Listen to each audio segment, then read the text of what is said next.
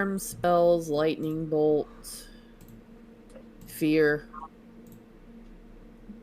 I'm not sure how useful fear will be, though. All right, there we go. We're fully back. Sorry about that. It's all good. No worries. One little paw can do so much damage. Oh, yes, absolutely.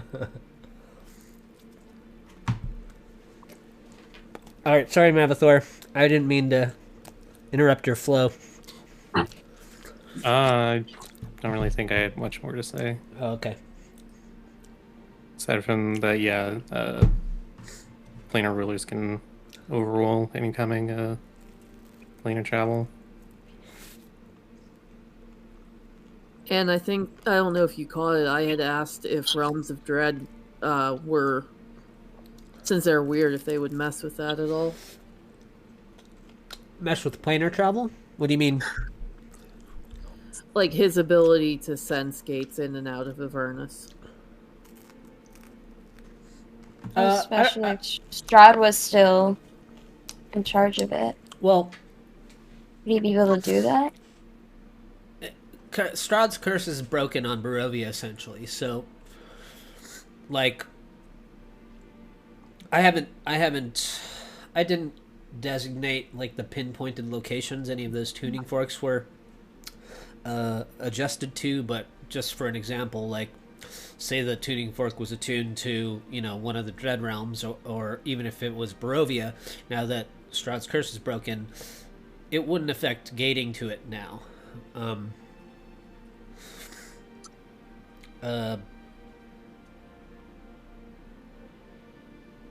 So I don't see any. I can't think of any reason why the Dread Realms would affect Mavathor's personal ability to gate in and out of Avernus, which is something he can do in Avernus at will.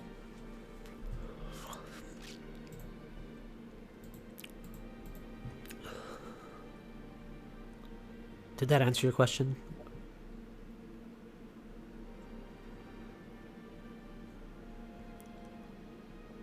Mercy? Oh, we were just talking before about whether or not Mavthor would have been able to sense Cass entering Avernus and been able to stop it. Not while you guys were in Barovia. That was the question. We were trying to figure out if that would have interfered with him having sensed it while we were there. And I think he can only sense it while he's also in Avernus. I don't know if he can sense it if he's anywhere else. But I don't know. The gate spell is pretty ambiguous with just planar ruler. It just says planar ruler in general. Just knows if/when a gate spell is being cast, and they can just say no. Oh, okay. Then I'll say that it was just the mists themselves that prevented you from knowing that Cass had entered while you were all gone. But otherwise, in any other circumstances, you would know when a gate is opened in or out of Avernus. Right. So would he have been able to detect Tiamat trying to leave, or? They would have been gone before the battle was over with Strahd. Well, also, his rulership technically falls to the triumvirate of pit fiends he left behind. So if they knew that Tiamat was trying to leave, they would overrule her gate spell. Well,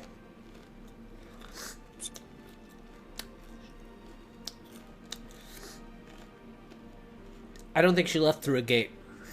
Okay. I think she left through a crack in material reality, which is now kind of open between Avernus and Faerun. That's bad.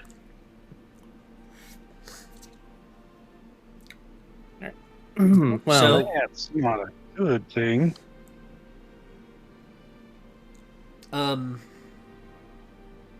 You could try and close it. I think maybe with like a divine intervention. well, that's a big ask? One thing at a time. But I would say that, like, while that crack is open, Cass could probably come and go without you knowing. Alright. Yeah. But yeah, he'll continue and say, yeah, Cass freed Tiamat, and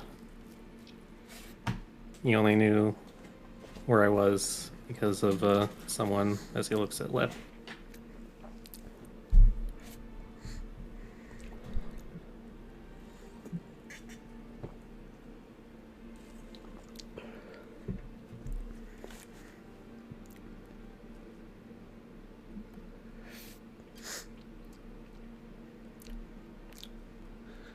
Technically speaking, I don't know, and I could be wrong about this, but I don't know if any of the party would know that Lep messaged Cass.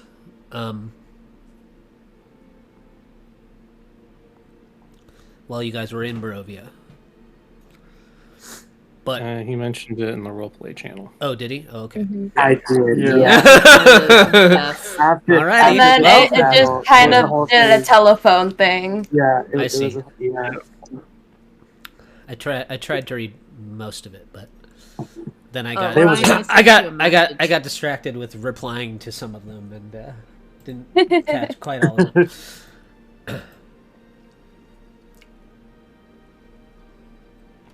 I would say that, yeah, if you gave him one of the most powerful ones, I can't remember which one it's called, but I think it's the Kyber. yeah, the Kyber. I would say that could give him a bonus to his religion roll to add to his divine intervention check. I would allow that.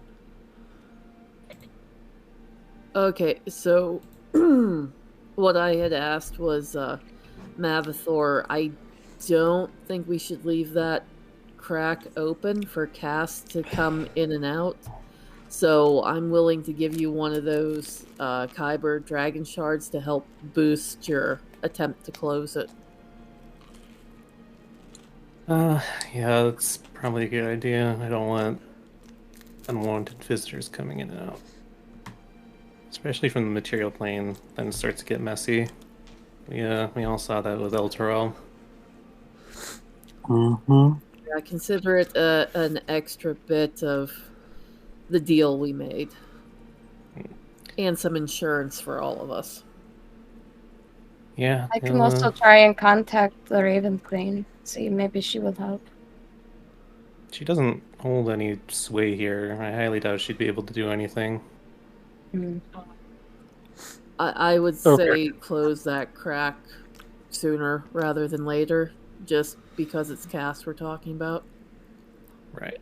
Just to confirm, of the 5 Kyber crystals or Kyber dragon shards we have left, we are spending one of them, correct? I think this is important enough to warrant one of those. That's just Alright. my opinion. I will remove one from the party loop. I can't remember off the top of my head. Does the Kyber have 100 charges or 500? I can't remember. I think it's 100. There are 3 ranks, as far as I know. There's Eberron Kyber, and then there's It's 20, 50, Safaris? 20, 50, and 100, right? I think is what I said. Right. Yeah, okay. I think so. So, Mavathor, if you're going to use a Kyber shard to attempt to use Divine Intervention to close the rift opened by Tiamat to exit Avernus, you can roll a D100 for me. Sure. You can make a religion check.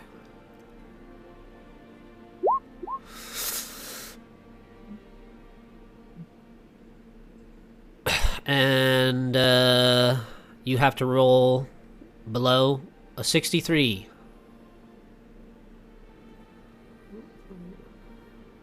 Ooh. Come on. Oh, again, I have to roll a D100 again? Yeah. The 46 okay. is the 46 was the power of the Kyber shard. Gotcha, okay. Hey, look at that. Oh, You slammed that shut. You take the Kyber shard and hold it in your fist of Bel Mavathor, and you concentrate all of your energy and power into it. As you do so, you can feel the mountain that harbors your forge, along with the rest of Avernus, begin to shudder as the rift created by the Dragon Queen Tiamat begins to pull itself back together, sealing off Avernus back into your full control. Nice.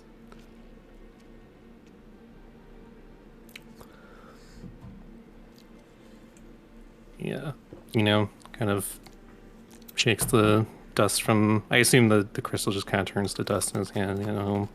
Shake the dust off and says, "All right, one crisis averted."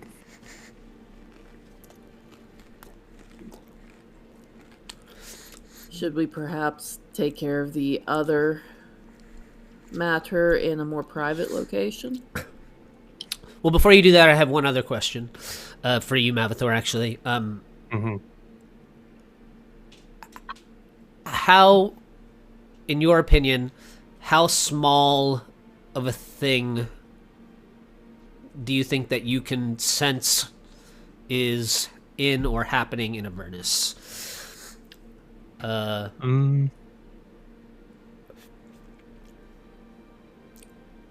I'd say pretty sensitive range, because I think the realm is fully adjusted to him now, so I think it's much more in tune with him, so he's much more in tune with it, and he can be pretty sensitive to it. And what's your passive perception? Some shit like 22 or something? 23. Okay. Good Lord. After you close the rift, okay. Well, you guys have had a long rest. Well, I don't know. I guess it hasn't been long since you left Barovia, so maybe you haven't yet, huh? I think we said we stayed a day or two because One Lilith night. had to. Oh, yeah, kind of Yeah. gets things. Okay, Yeah. you guys have had a long rest then. Okay, then this I feel a little bit better now then. Something bad's gonna happen. After you Yeah. after you close the rift, Mavathor. Hold on.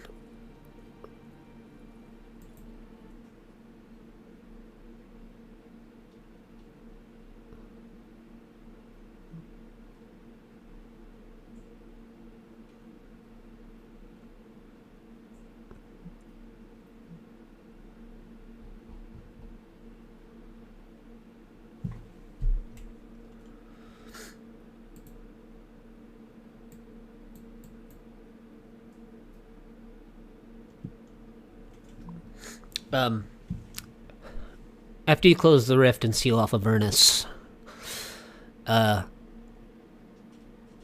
you kind of fully reattune yourself to Avernus. And as you sort of reclaim control over the layer of hell, which is under your control, you would have thought once the rift had closed, eventually that sort of quaking would subside. But there's still something tremoring near, or now at this point within the mountain. And then you realize, smeared across the eastern side of your forge is celestial blood. The mountain that houses your forge is still quaking, and in the side of the forge, bursting into the room,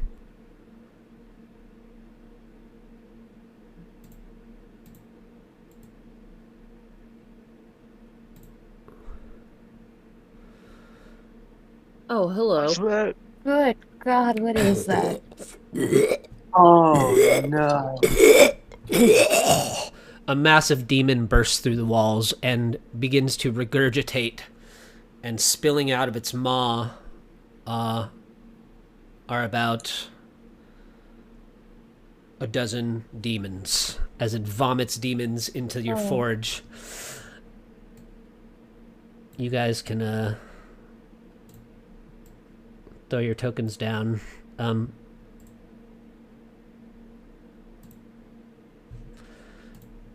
Who the hell invited the look at Kool-Aid that. man? These Okay. Them managing to get through this at the forge is a bit more concerning than Tiamat, honestly. the same demon that chewed through the bindings of Tiamat to release her back into the world have now chewed through the side of the forge, chewed through the mountain and into the forge, and has vomited a dozen demons or so into the inner sanctum of your forges, Mavathor.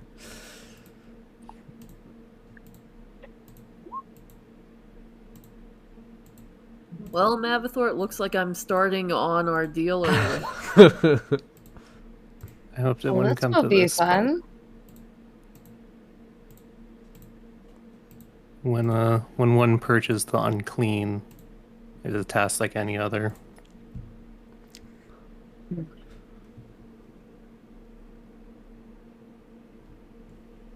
I love when Mavathor talks.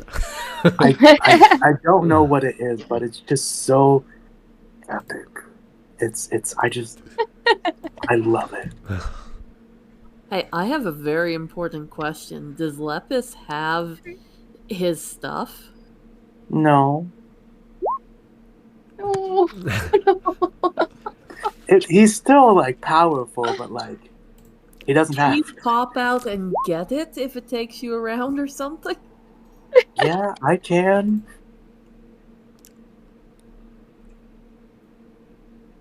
Oh no. It's okay. I No, can get no, my no. stuff. No, no, no. Oh, there we go.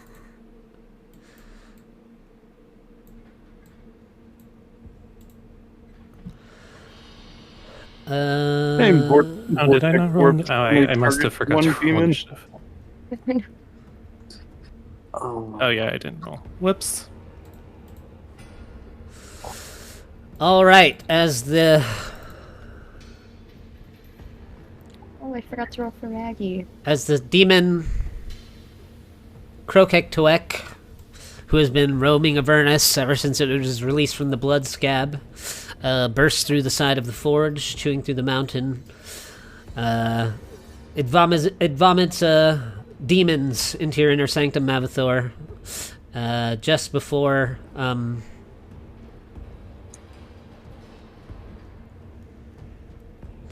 a different kind of tense moment between the party was about to take place. And these vile beings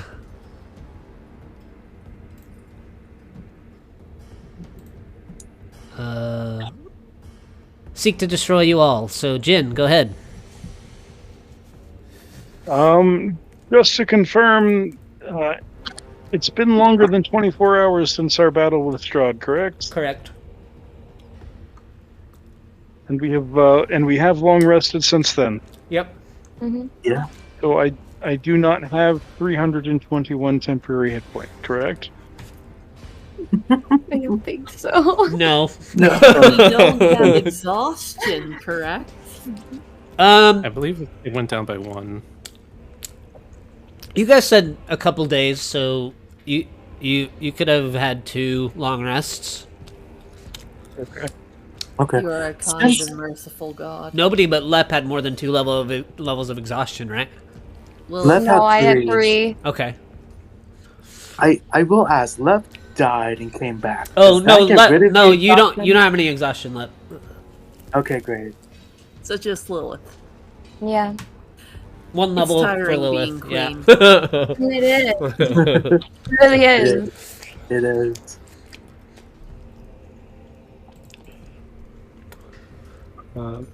Okay. I guess I'll start things off. Yeah. Natural 20 initiative. Bonus action. Jin will start humming the tune. What tune is anyone's guess, but he's humming it. Highway to Hell? Follow... No rest for the There There you go. Ooh, how about a medley of both? Beautiful. Mashups. Yeah. I'll use an action to drink a potion of haste.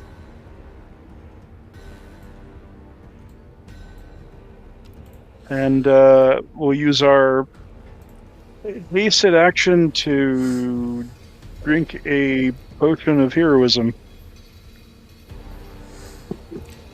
All right. And I would really like to be just about anywhere else.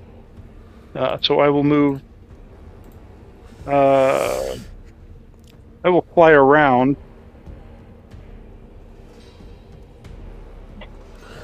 Over here. Pastern. Mercy.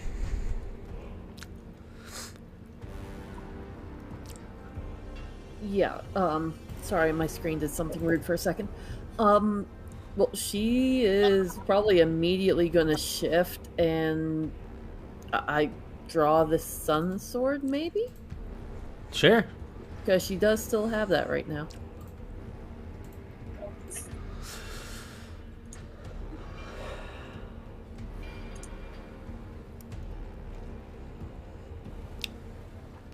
Would you like to attack with it?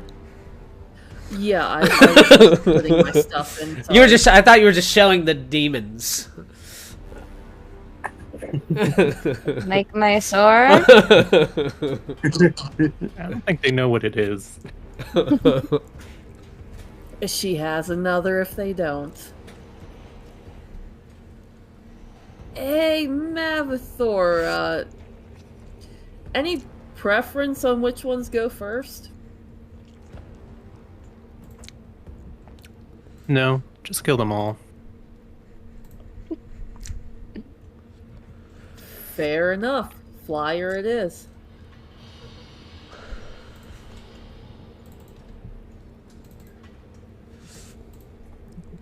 Actually, if I move down and to the left one more, can I hit both of these? Yeah.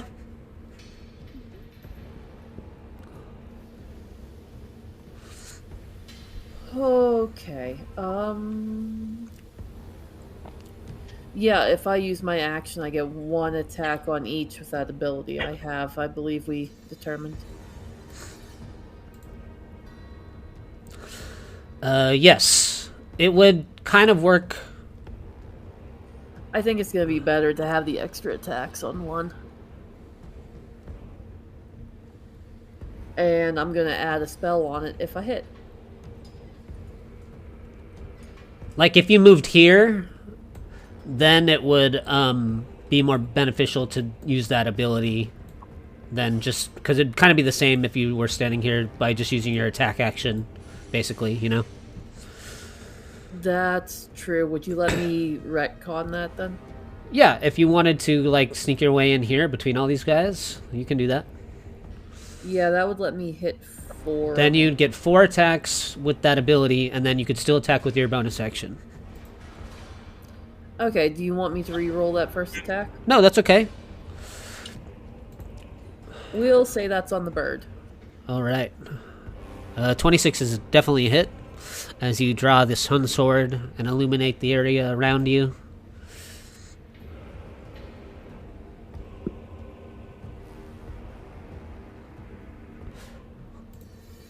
Yeah, and she's gonna cast a spell with that one, too. Oh, actually, I can't. I shifted that with my bonus. Never mind. Ah, yes. Alright, 13 radiant on the bird. Yep. For the monkey. 28 is a hit. 17 radiant. top doggo. 24 is good. Ooh. And bottom. Very nice. Ah, bummer. 13. In a flurry of slashes with the sun sword, you carve, weaving your way, shifted into the fray, carve into these 4 demons with quick slashes. Anything else, Mercy? Yeah.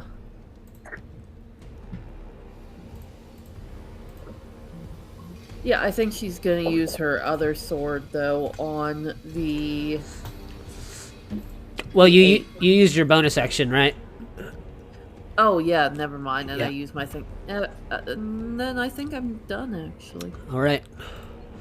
Whoops. Okay, sorry about that. No, it's all good. One of the other gnolls charges across the little bridge there behind you, and it tries to claw at your back with its sharp fingers. 18 probably misses you. It does now. And it's as all the gnolls are kind of yapping and clashing their teeth together, a 23 to hit with the bite. That will. Give me a con saving throw. You take 5 piercing damage. Okay. And this monkey beats its fists on the floor of the forge and leaps up onto the top platform, swinging its big blue fists your way, Mavathor. 22 to hit for Mavathor is a miss. 23 to hit is a miss. And it tries to bite you. All attacks just meeting, clanging against your shield. Mavathor, you're up. Alright. Yeah, to start off, my Nicolot will cast darkness on its axe. And I'll tell his Canalot to... Whoop! Didn't mean to rotate my piece. I'll tell his Canalot to move over here to try and use its dimensional lock to prevent any more demons from coming in. Can you... Well, I'll just look at that ability real quick, because there's 2 circumstances that a demon can re-enter currently, so let me look at that ability. Okay. Other creatures can't teleport to or from a space within 60 feet of the Canaloth. Any attempts to do so is wasted. Okay, teleport. Thank you. Yeah. And by all accounts, Plane Shift is a teleport spell. Yeah, I gotcha. Well, most demons can summon other demons, you know? Yeah, yeah. Alright. But it attempts a magical summoning, so I don't know if that would apply to that. What do you think? I'm not sure, actually. Teleport is different than a summoning if we're just going by tag words, right? Yeah. Yeah, okay. Right.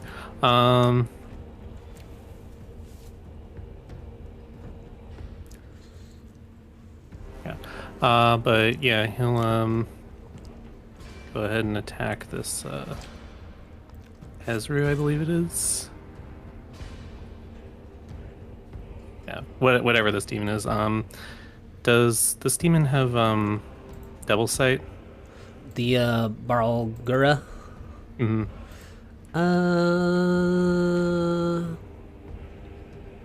It does not have... It has Dark Vision. It does not have Devil's Sight. Alright, so he has advantage on his attack roll. Check for crit now.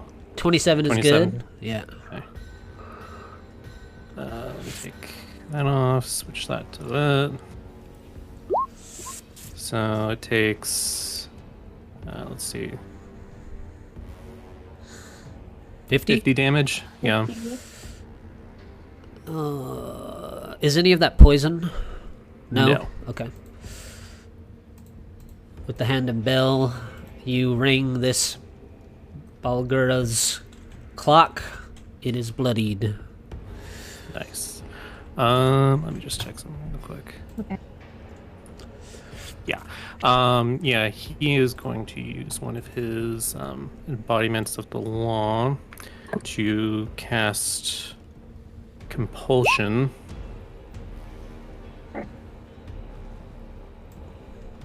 On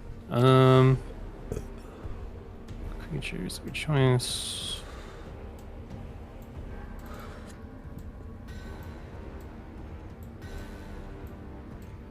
Is it? I've used this once before. I don't remember how it functioned. If it's in an area or range 30 feet. Creatures of your choice that you can see within range and can hear you. Okay, so that'd be basically all of them. On a failed save, a target is affected by the spell.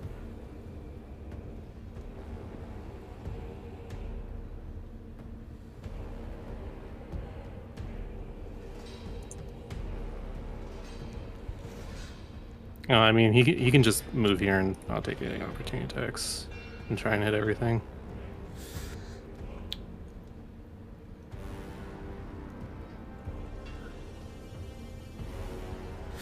Until the spell ends, you can use a bonus action. Okay, so you can essentially make one of them move their movement speed away from you. It has to move horizontal to me.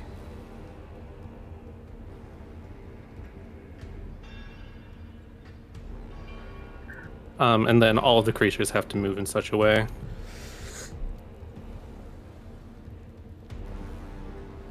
Oh yeah, each affected target. That's powerful. Wow. Insane. It's that's- half a four. Yeah, it's what you get when you're the Lord of Avernus. Mm-hmm. Let's see. Condition immunities. Okay, charmed for that guy.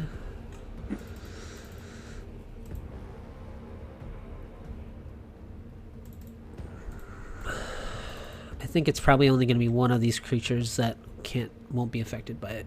Yeah, it looks like it. Okay. So you want them all to move this way? It has to be horizontal, so they would move this way. Oh, okay, I see. So you want to push them towards the wall of the forge? Yeah. Okay. And by doing so, Mercy and him and I guess technically Maggie could make opportunity attacks. Oh, and I guess his Nightcloth and his Caneloth.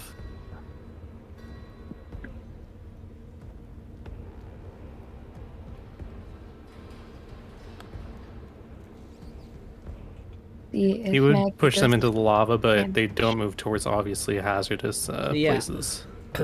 And they can move back towards you on their turn, right? Yeah. Yeah. Okay. Most of these creatures have decent movement.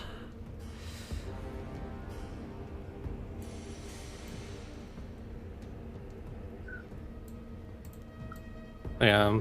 Mercy, make your opportunity attack against... Doesn't it say that they move on their next turn, not automatically whenever you do this? Target automatically succeeds. Must make a wisdom save. On a failed save, the target is affected by the spell. Until the spell ends, you can use a bonus action on each of your turns to designate a direction. Oh, okay. So you're using your bonus action for this, right? Yeah. Okay. So yeah, no, I think they'd still be where they are, but follow-up turn you can. Yeah. Each affected target must use movement on its next turn. As much of the movement as possible on its turn, but it can take its action before moving. I mean, by all means, line them up now to save time, but you don't have to. Okay, so you order the direction, and then on the start of their turns, they have to move, but they can take their action first. Yes. Okay, I see. Yes. Yeah. We'll roughly get him kind of... If we can bunch them up, I can deal a lot of damage to all of them on my next turn. They'll get bunched up pretty quick. Okay, anything else, Mavathor? I am, as Lord of the Avernus, I'm not going to even make them roll their saving throws. Yeah, his Caneloth. can Mostly still because attack I don't him. want to His- keep track of it. Yeah, and his Caneloth has I believe True Sight. Should anyways. Yes, True Sight. Well, actually, that doesn't work against darkness, but you know. Yeah. So yeah, it'd just be plain attacks against this guy. So bite or tongue. 20 to hit against that guy. 20 is good. Oh wow, He, Jesus, that was a lot of force damage. I forget how hard these things hit. He cleaves that demon back to the abyss. That was a nice roll. Good job. Bye. And yeah, One I guess down. since it's within range, I'll move over here and use his tongue against this Hezru. Or Varrock. Yeah. Oh, those 19 to hit. 19 is good. 16 piercing, 5 acid, and it's not a medium or smaller, so it's not grappled. Okay. Anything else? Oh, No, that's it. this guy was up here.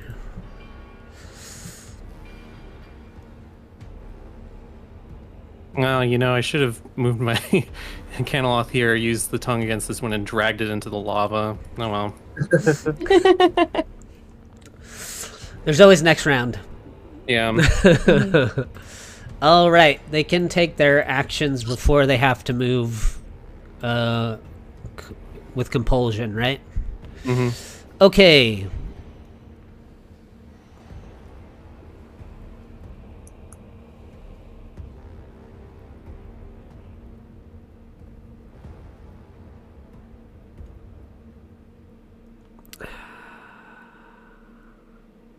When it has a running start.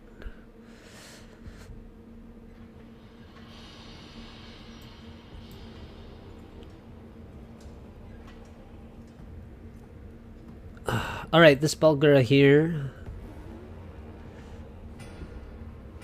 is going to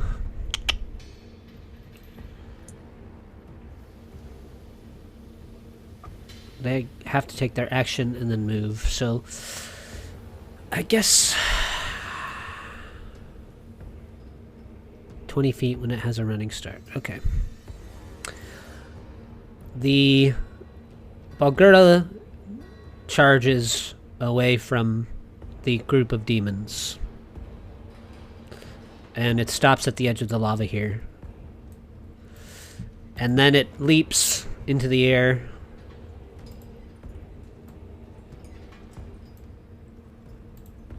Towards Jin. Landing beside you there. And it tries to swing its fist at you, Jin. Does a 24 to hit? Nope, 29. Power, just to confirm, we are at flight level 50. Oh, 50 feet high? Yes, sir. Can't quite jump that high. Okay, it just stops right there. This Bulgura... it is going to make its attacks against you, Mercy, before it moves. It swings its fists at you. Does 21 hit you? They have pack tactics. Yeah, I'm at 20 right now. All right. It punches you for 9 bludgeoning, and it bites for Silvery barb. No crit. It bites for 18. And then it heads diagonally this way, provoking an opportunity attack from you if you would like, Mercy. I would.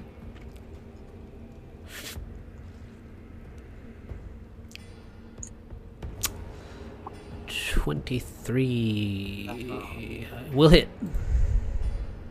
Did that one already take damage? Not. Oh, yes, it has. Yeah. Good.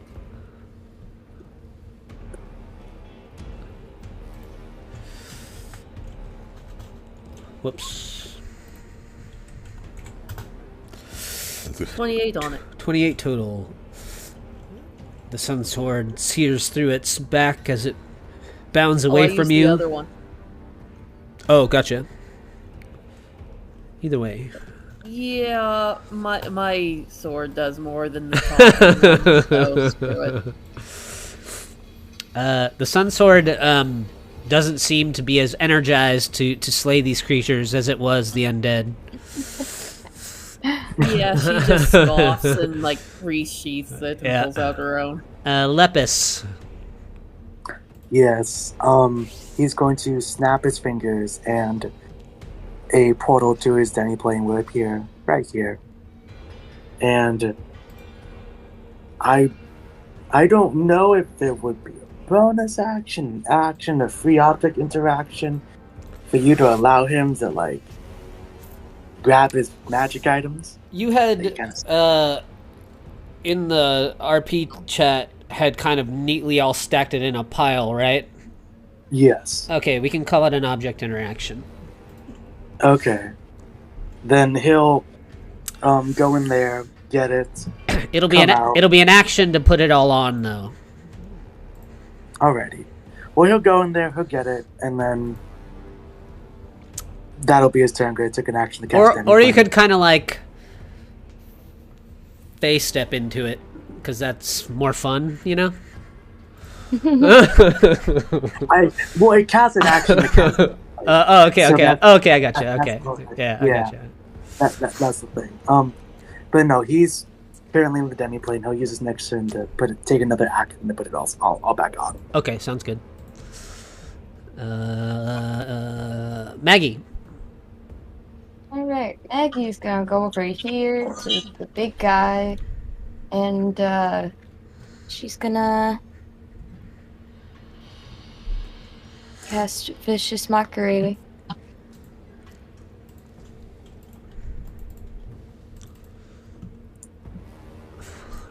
Intelligence saving throw? Is that Wisdom. Oh, wisdom. There you go. Beautiful. Okay. That's 7 psychic. And it has disadvantage on its next attack, right? Yep. All right. What does Maggie say to make this thing feel bad about itself? Oh god. You might want to get that girl to look at. Makes you more repulsive. You're so fat. When you fell down the stairs, I thought EastEnders has finished.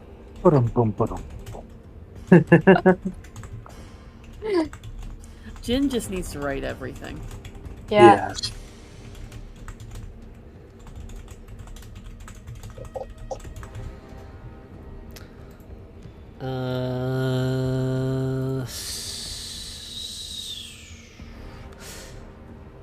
Okay, this one of these gnolls here in the group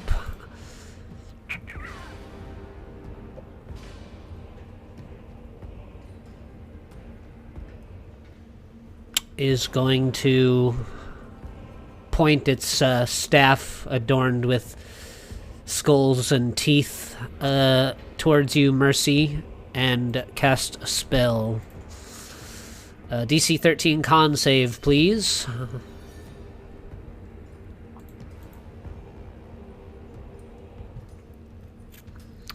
All right. I don't think you take any damage on a save. Half Half damage. Yeah. 16 necrotic damage. Okay. And it will 5, 10, 15, 20, 25, 30 move diagonally away. If only I could hit more of them with opportunity attack. If you want to do that, just be a cavalier fighter.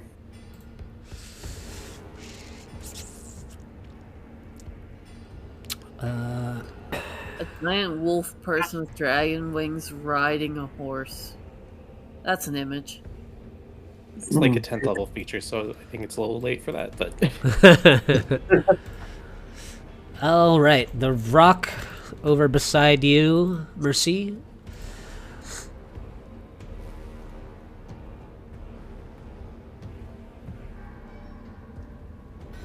Begins to screech from its beak. The sound echoes off the walls of the forge. Jin, Mercy, Mavathor, I need you all to make con saves. 20-foot radius, Yep. 50 feet up. Oh, right. Never mind, Jin. Let me mark it. Mercy has +8. I'm actually in the air too. How far up? I never specified, but I hit all of them, so I don't. They're probably not too far. Yeah, you'd have to be kind of ground level to get all the creatures that were around you. The rest of the demons were vomited out of the large guy that broke in, so they're still all kind of at ground level. Okay, yeah, but I think Mavathor said I get +8. Mm-hmm. 8 plus 6 is 14. Alright. You are stunned until the end of this creature's next turn. Mercy. Fantastic. Not again. Why? Oh, no! I know this is something that helps against status. Then the creature moves its speed away from you, flying 60 feet.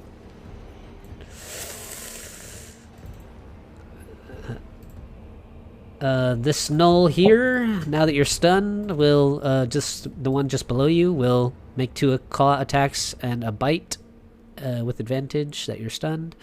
1 claw slashes you, Mercy, your stunned body for 9 slashing damage. And they move away. Alright. Another Vrock, 15-foot radius, begins to emanate viscous spores that begin to sort of billow out of its ragged wings. Mavathor and Lilith, give me con saves.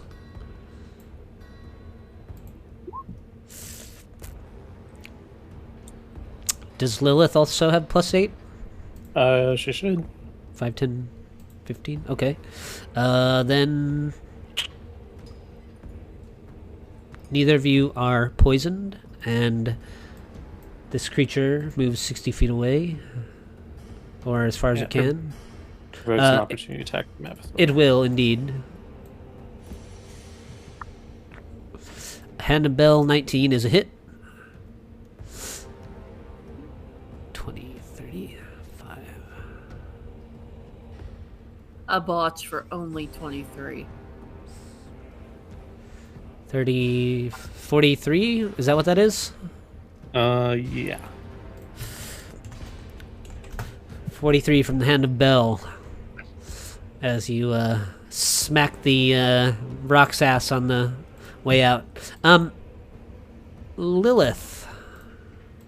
Okay, well, first she's gonna turn on her glaive so she has that 30-foot radius of light. 20-foot. I don't remember. I'll have to look real quick.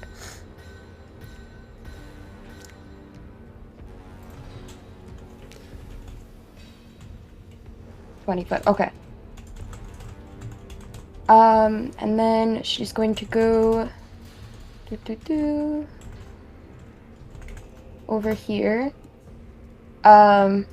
She's gonna say, "I've got the big one. And then she's going to attack it 3 times with Radiant Dancer. Not a great start. Your third swipe with your blade, your glaive, slashes into the demon. Wait, don't you get advantage on that first one because you move more than 10 feet? Oh. Yeah, thank you. If you I want would not to... have remembered that. Okay, there you go. 24 will also hit. Okay, and then she's gonna take a page out of Jin's book and use Booming Blade for one of those. Ooh. For 17 more thunder damage. Mm-hmm. All right. Nice. So 17's the attack roll. Oh, gotcha. 17 hits. 22 thunder. Nice. Yeah, you open a big gash. You cut through these big pustules that line the beast's body, and you see, like, digested demon bits kind of spill out of it at your feet. Oh, that's nice. Make a So dex. just Make a dex saving throw for me, Lilith. Okay. A 20? Okay, you don't get hit by any demon ichor. Oh, thank God. It's not So that 22 damage is what he takes when he moves. The damage on contact is 2d8. Oh, gotcha. Then I'll just take the 8 and the 7.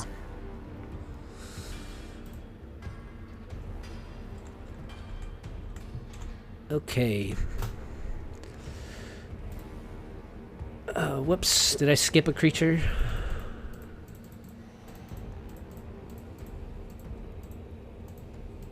Lilith, Lazel will move down. I think giants have 40 feet, don't they? No, only 30. But they have reach. She can get there. Alright, Lazel will come down and,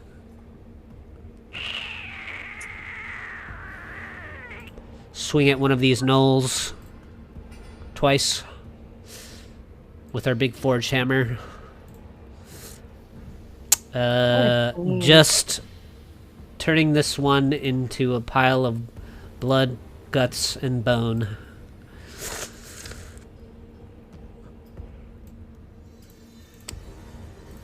And all right.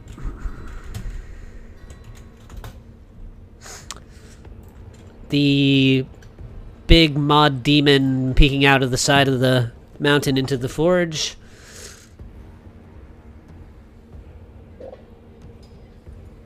will try to bite you twice, Lilith.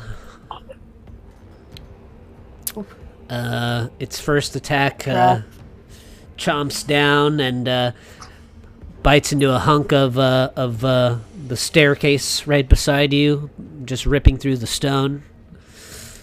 A 25 the hit for the second bite. Yeah, that hits. For 42 piercing damage as it chomps on you. Holy shit, okay. This Balgura will just join the demon party down here because there's nothing for him to do. This rock will screech as well. Mavathor and Lilith, con saves. 38. That's a +8 for Lilith still, right? Yep. Okay, Lilith, you are not stunned. And the rock flaps thank away. And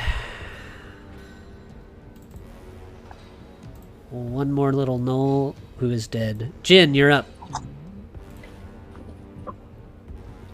It was Wow. very kind of, very hospitable of our Lord of Ernest to Bunch line them them all all up together.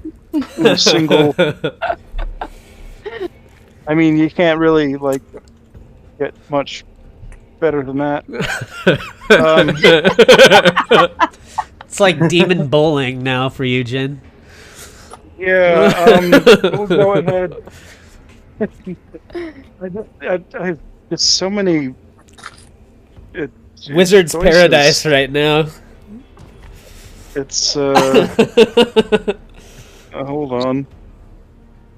Yeah, 5 feet wide. What do we think? I could probably get the big guy if we line this up right. Right around there.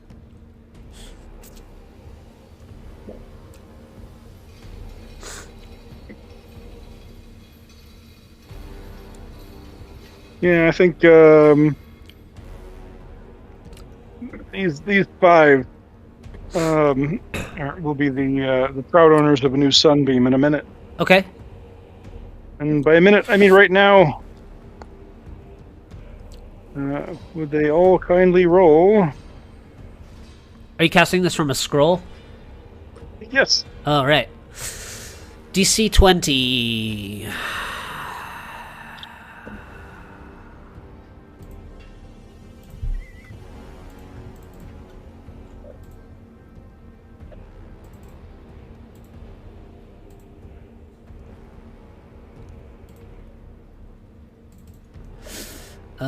And the big demon.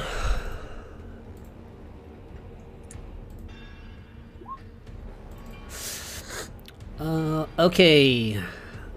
The 4 smaller demons all fail, and the big demon succeeds on their saving throw. 15 radiant damage for the big guy, right? And not blinded. Yep. The rest are all blinded and take 31 radiant damage. Just to make sure that is this collective peanut gallery. Yep, I gotcha. All right. Then we will turn around and ruin this monkey's day. They're blind till the end of their next turn. Or they can roll saving throws at the end of their next turn. Post the spell. I think at the end of their next turn they get a saving re-roll. throws. DC 20. Gotcha.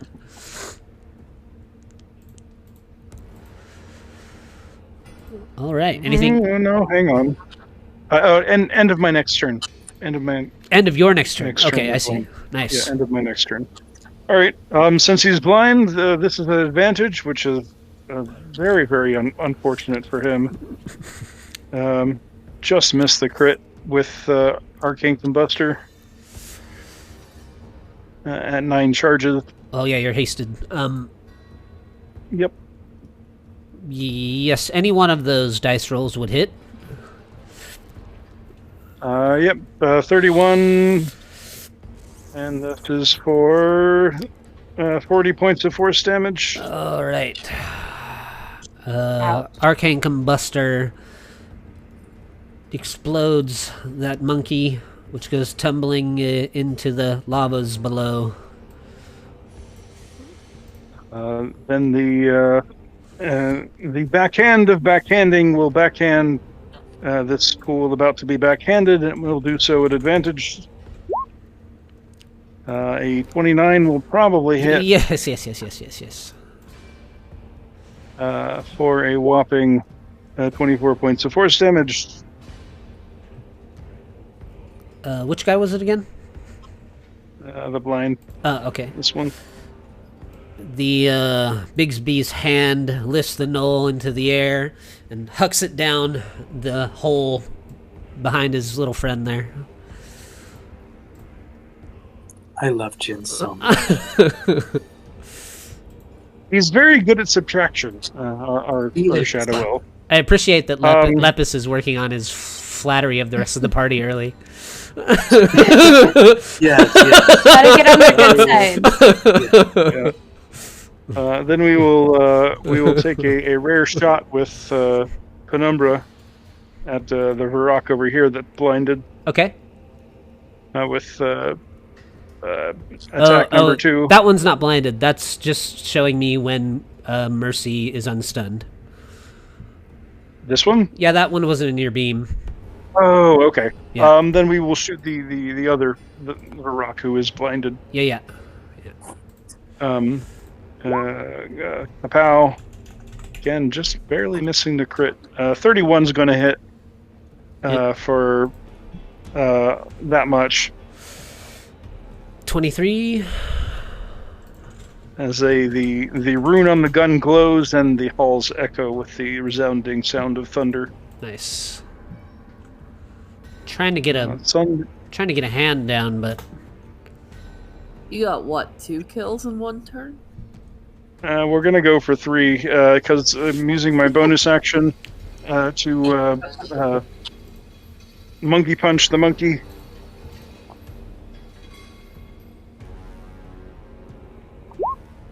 At advantage because he's blind. For the 23 hit. it does. For that much. All right. 18 force. 18 force damage. Good job, Jin. Great shot. You don't get a 3rd kill, but that one is bloodied now as well. We'll just move to the side here. That's turn.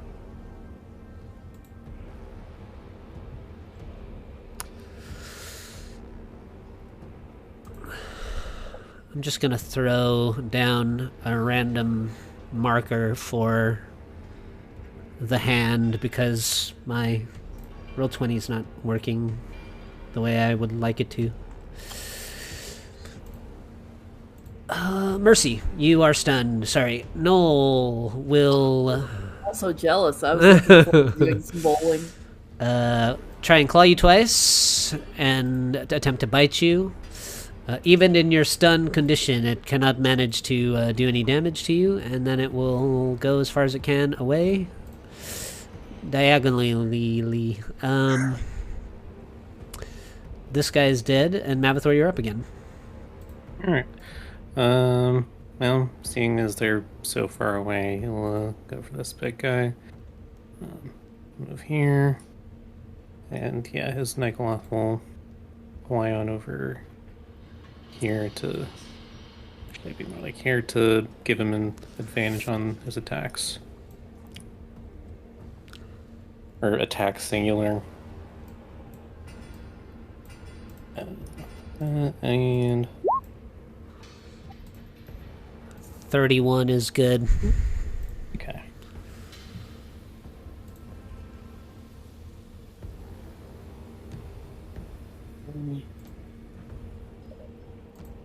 Oof. Good lord. 55. 65. 74? Yeah, that's what I'm saying. Wow. You brand this demon with the hand of Bel. It just sizzles as it burns into its flesh. A big paw print. 74 damage.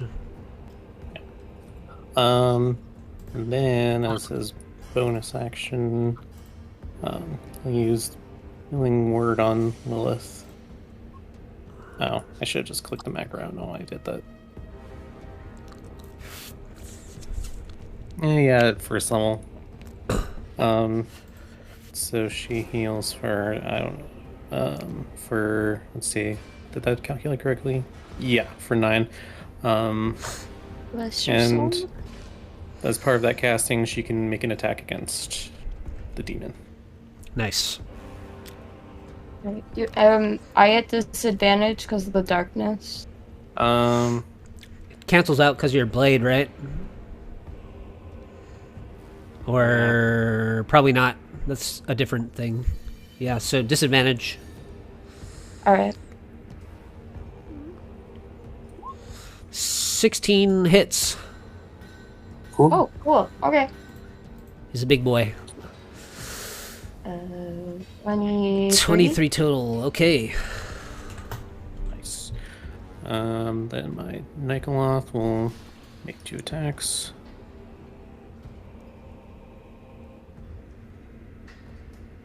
Yeah.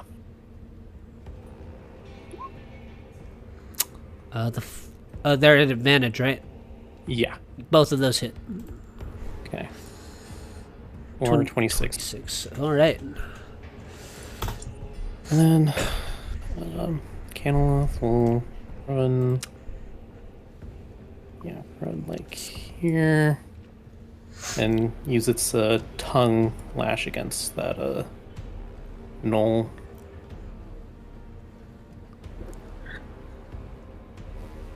Oh, 12 is a miss. Darn.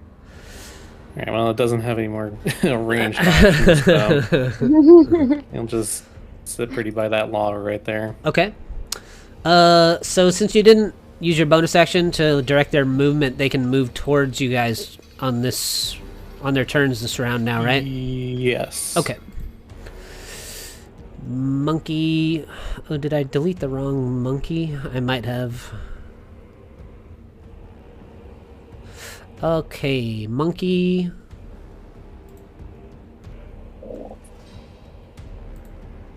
Is going to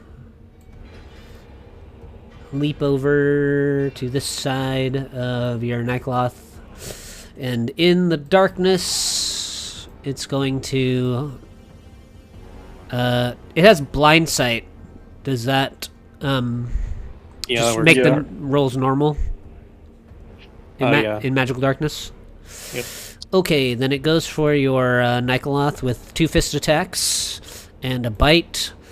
The bite is a natural 20. The other 2, I think, will miss. 9, 10, 11 total piercing damage to your Nycloth. Okay. The Pack Lord over here, who is blind, will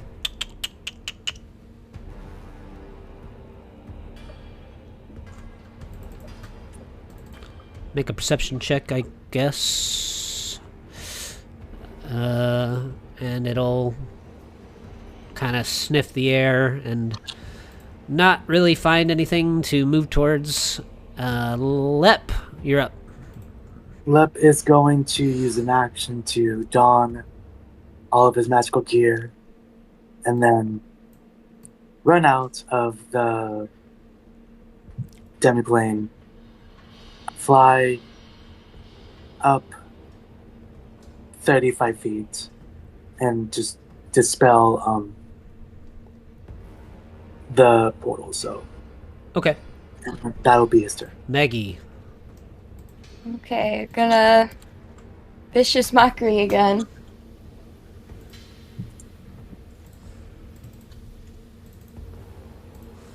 You're so fat. Sending spell has a 5% chance to fail when contacting you. 11's a fail, I think, right? Yes. Alright. That's another 7. 7 psychic Psychic. damage and disadvantage on its next attack. Okay. This shaman here will rattle its staff and cast another spell.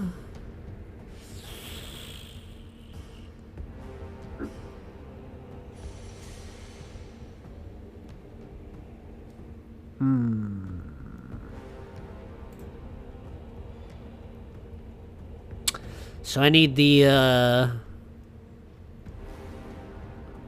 Nycloth to make a charisma saving throw. Is it immune to being charmed? It does. It gets advantage because it's fighting you. So Okay. No, it doesn't look like it's immune. So, whoops! I didn't mean to click that twice. So +8, so 17.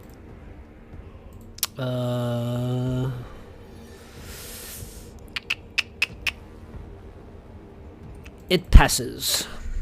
It is not charmed.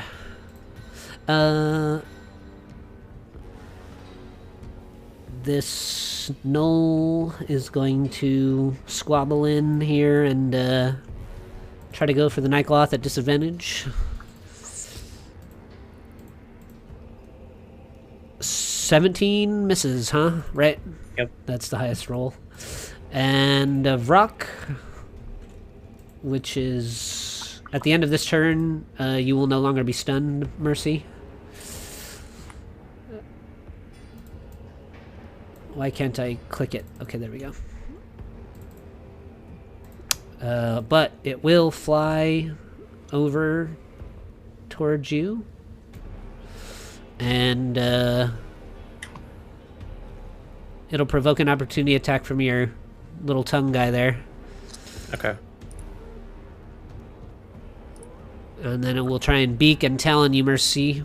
24 to hit for 17 slashing while you're still stunned. It rakes its claws into you. 19 is a hit on the Vrock. Actually, I would have used a bite, but It's fine. I'll damage. take the 19. It's fine. yeah. Yeah. So for 24 points of damage. All right. And you are no longer stunned, Mercy. Cool.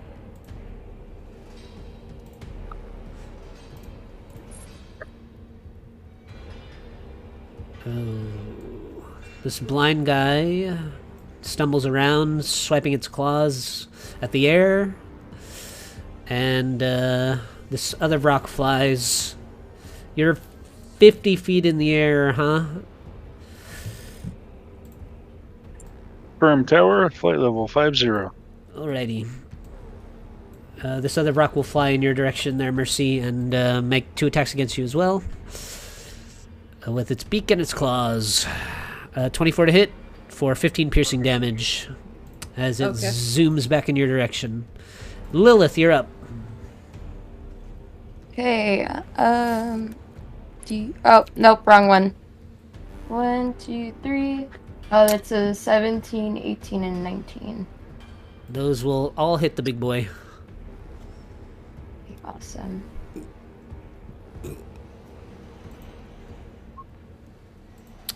And then one of those will be with a booming blade. 42, 58, 63. Okay, yeah, go for it.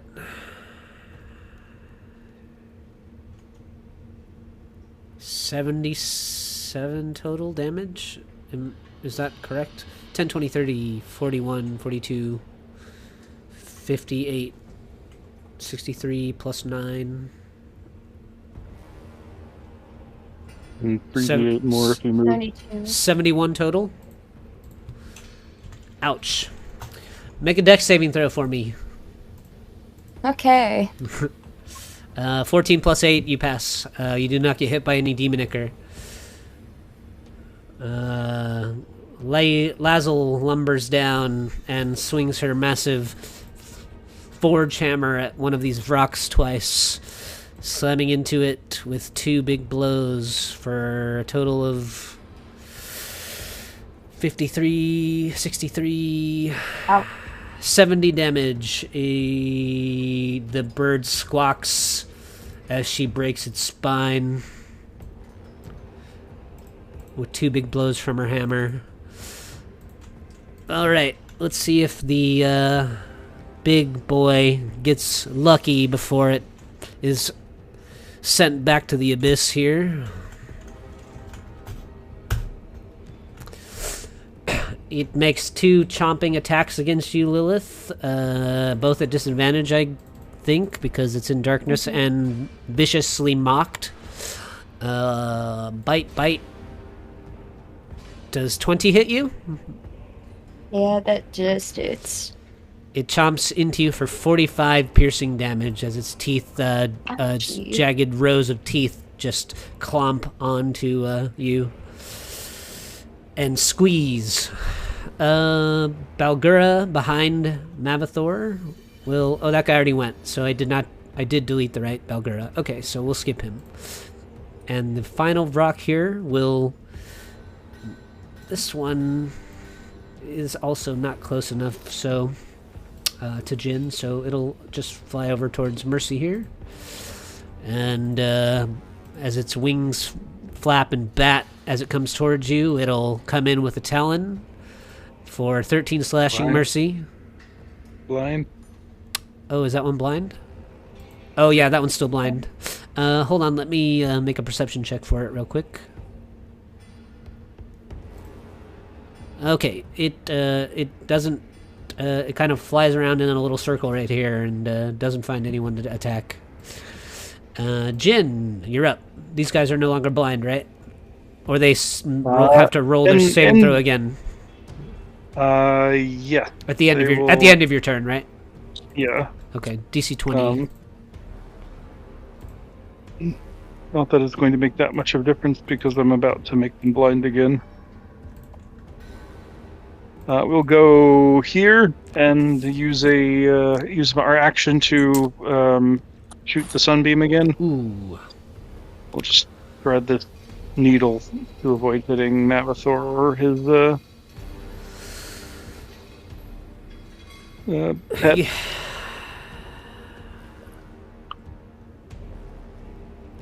I figure both these demons are probably taller than Mavathor. I can shoot it over his head. DC 20 Constitution save to avoid blindness and 29 points of radiant.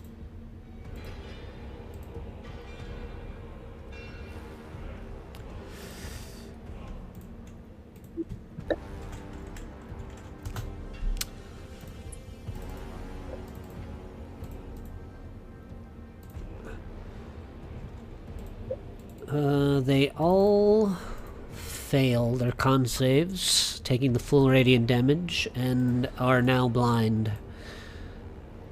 And then with our hasted action and a wave of our penumbra, we will make the Varrock disappear. That's a crit. We will expend a 5th level slot to add 5 more d8, doubled because of crit. I don't know about the math, but it's that plus 10 d8. Yeah, go for it. On the rock, right? Yep. Okay. 30, 42, plus 36, 78 total. 20, 46, 72. Oh, sorry, 82. Is my math right? 10, 20, 30, 42, 50, 60, 72. I count 78. Okay. I'll take your word for it. Yeah, that much damage. All right. Boom. With a big blast from the combustor. Oh, no, this is Penumbra. Oh, Penumbra. A big blast from Penumbra as it echoes through the forge. Just blasts a big hole through the bird. And definitely bloodied. Bonus action, the fist will teleport next to it and come in to finish it off. All right. Womp. 28 to hit. 28 is good. For that much force damage, 13. All right. A little low on the force damage. And with an arc of radiant light, these demons are blinded. Anything else? We'll move back to here, Bastard. Mercy. Woo, great job, Jin.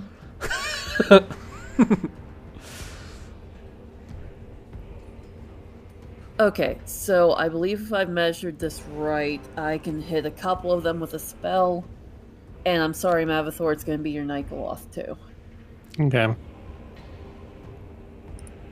Because I'm going to target this one here. Okay. And cast a spell. So first the shot.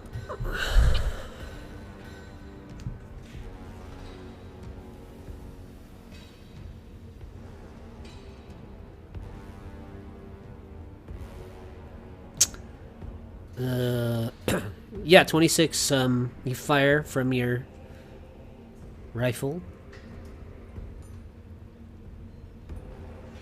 14. 21 damage. Oh shoot, that's the wrong weapon. Oh, okay. It's fine.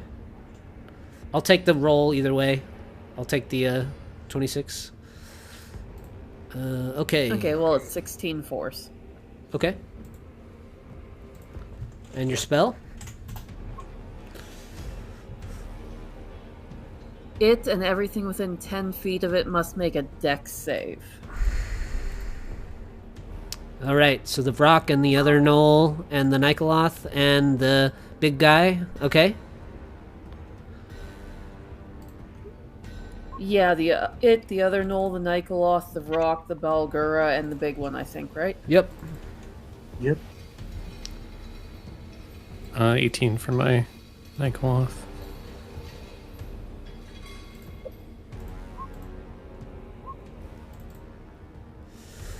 What's your save DC? Okay, 17. So only one of the Vrock passes, everything else fails.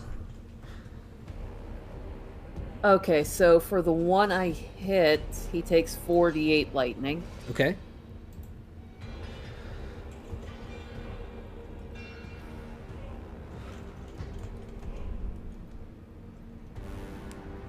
And the rest take 2d8. Half if they save. All right. You fire an energized round from your weapon, and the as it sinks into that knoll in the center there, jolts of crackling energy spider out to all the surrounding creatures. The massive demon who burst into your forge, Mavathor, begins to retch and almost as if it was about to spill out another gout of demons into the forge, but with one final cough, some decomposed body parts just spill out of its mouth at your feet, and it falls limp. The other ones... Holy crap, really? Yeah, it had 5 HP left. Oh, Nicely done. The other ones take 11, except the Vrock, which takes 5. And anything else, Mercy? Nice. I get another attack. Ah, nice. Go for it. Okay. She's gonna slice at this Vrock next to her because she's tired of it. And it's sass. Yeah. It's blind, so your attack has advantage.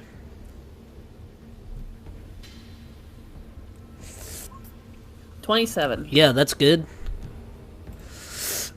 After your shot, you holster your weapon and quickly draw your blade. You drive it up into the abdomen of the rock as it's blindly flapping there beside you, and it falls limp on your blade.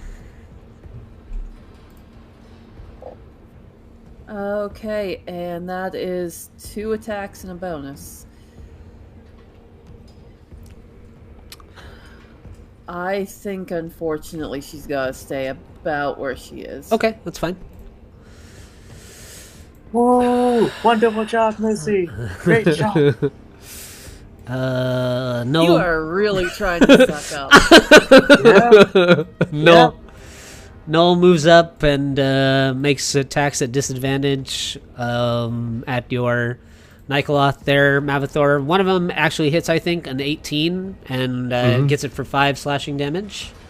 Okay. And you are up again. All right. Let's see if this will land. My Caneloth will run over here and attempt to use its tongue on that one. 22 will lick it. Yep. Damn, how long is that tongue? 30-foot reach. Good lord. All right. So it takes 12 damage, and it's grappled and pulled 30 feet towards the Nikoloth. And the Nikoloth is going to end the grapple and drop it into the lava.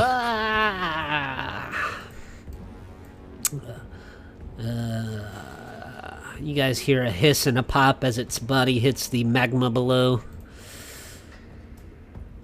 Nice. Yeah, and then my Nikoloth will attack these gnolls.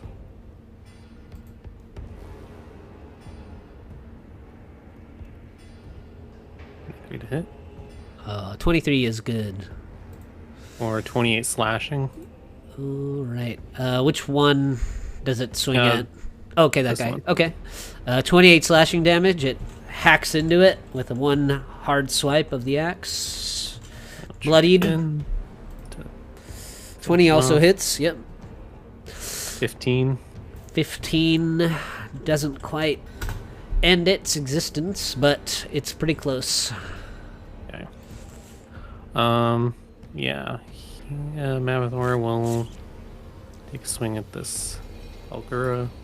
Blind, so you have advantage. Yep.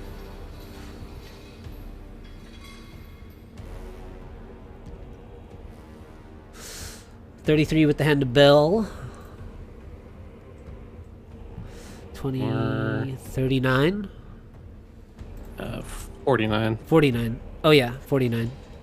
20 plus 10 is 30. 49. Yep.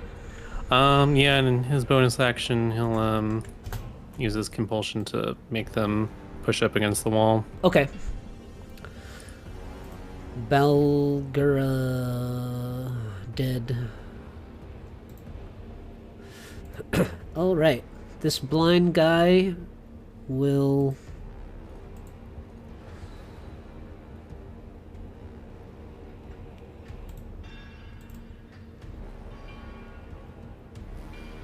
have nothing to swipe at over here. It will be compelled to move away. Bumping into Mercy on the way, it will make attacks against her with disadvantage.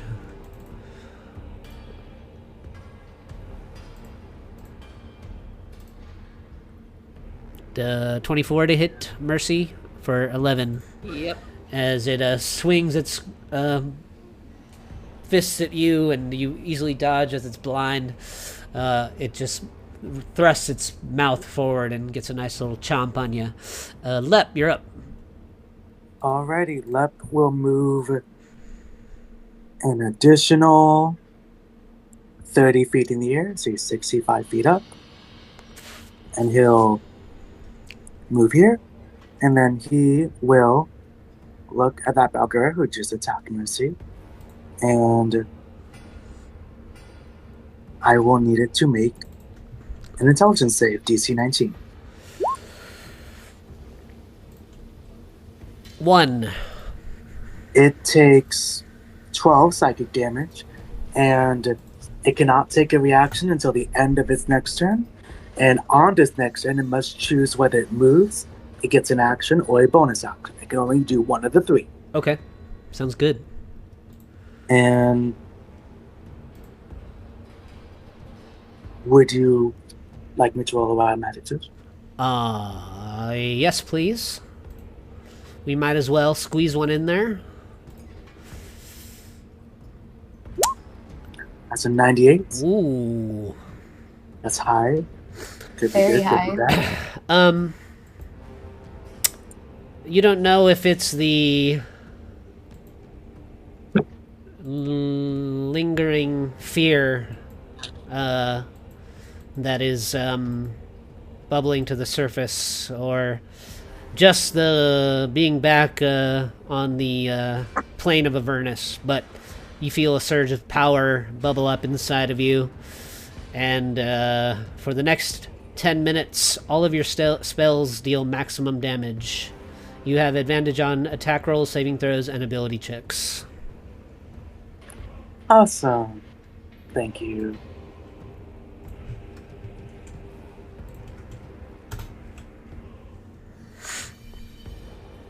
Maggie. Okay, Maggie's gonna go over here. Vicious Mockery.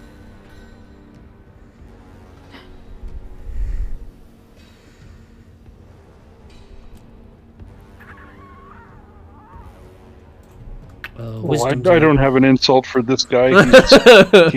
He's just that ugly. Just make monkey noises. Wisdom. A face that renders one speechless. Nat 20 on its wisdom save. Yeah, figures. Couldn't come up with a good enough one. Alright, that's Baggy's turn. This guy is incinerated in the lava. 3 attacks against your Nikoloth with disadvantage from a null, Mavathor. As it makes 2 swipes and a bite. 23 on one of the swipes for 10 slashing damage. Okay. And that guy's dead. This blind null will make a perception check, at least. And not find any targets to go and pester. And Lilith, you're up. Okay. Lilith's gonna try and finish this guy off.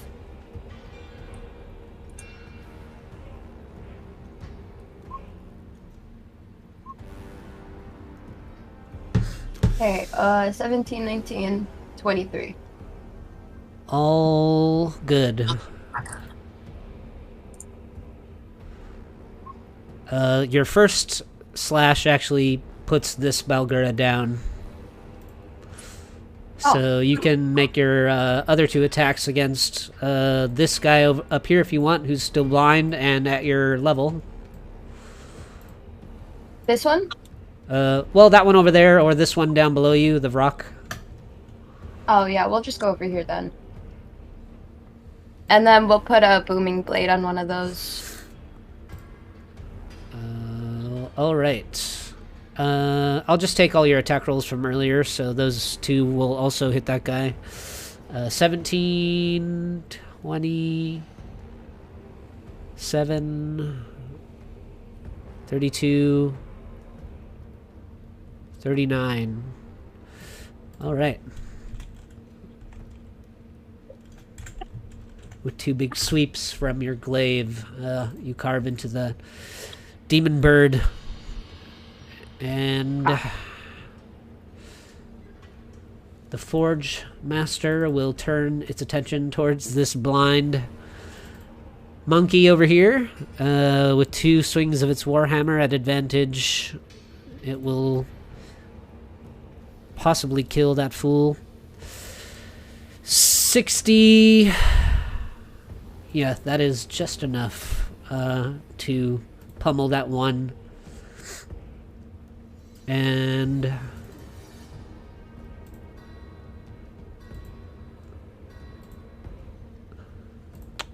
this one that you just struck, Lilith, will make 2 attacks against you with disadvantage. Their beak actually connects for 13 piercing. As it pecks down at you. And Jin, you're up. Understandable.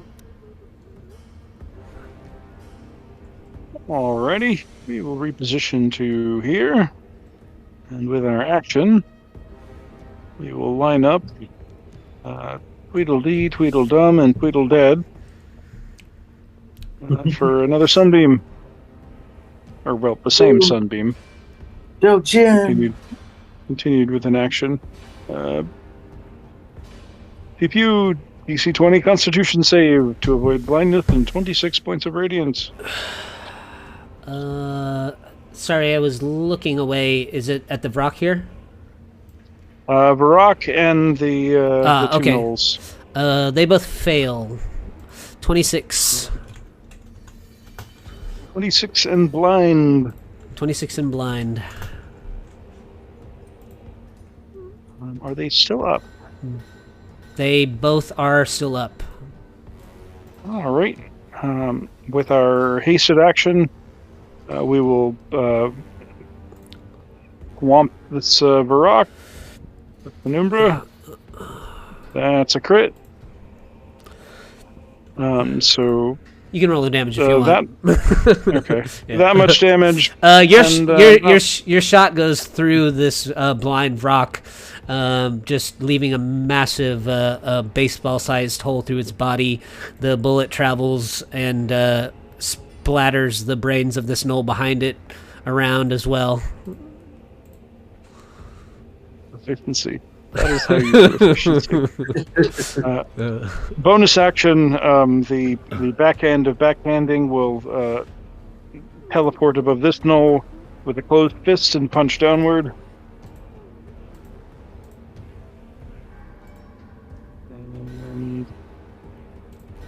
And it will crit. So this is 8d8 course damage for 40.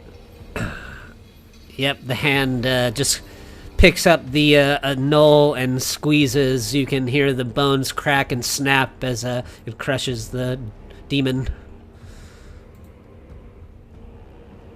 It ends the gnoll Smash Brothers career. Anything else, Jin? I don't... Action, hasted action, bonus action, move. There's turn. one blind gnoll left. Mercy, go ahead. Never seen a token. I've never seen a token move so fast. There wasn't a lot to think about. Just like I'm guessing that hits. Yeah, 14. You slice the gnoll. It's not quite done. It's about to be. It's about to be. You have to do 7 more damage. All right, there you go. And with 2 quick slices of your blade, you drive it down to the floor of the forge. All right. This big demon who had been unleashed upon Avernus and chomped through the side of your mountain, Mavathor, vomiting out creatures of the abyss, has been slain. I'm going to, because I don't know what's going to happen next. What I'm going to do is set a timer of 10 minutes. Because I don't know what's going to happen. Oh no. Oh. As the combat ends,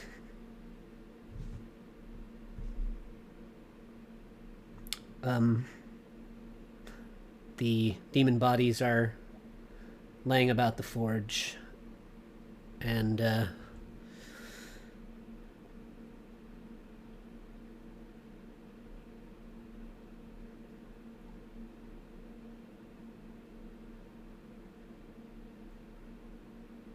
Lazel says, I will call some of the others and we will clean up this mess for you, Lord. Good.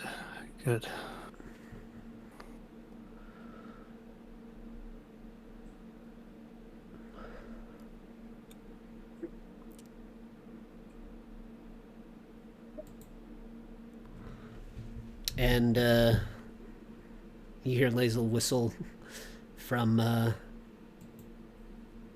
imagine there's kind of like a more of a giant-sized kind of archway down here. A couple of the forge giants come through, and they begin to lift and toss the remnants of the demons down into the lava.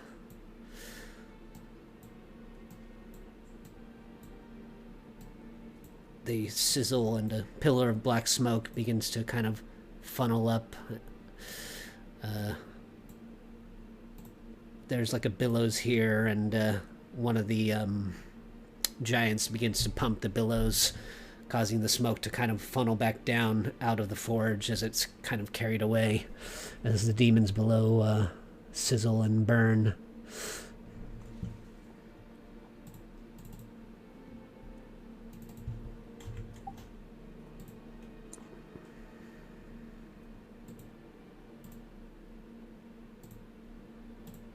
and the forgers are quiet once again. There is a giant hole in the side of the mountain that your forge rests in.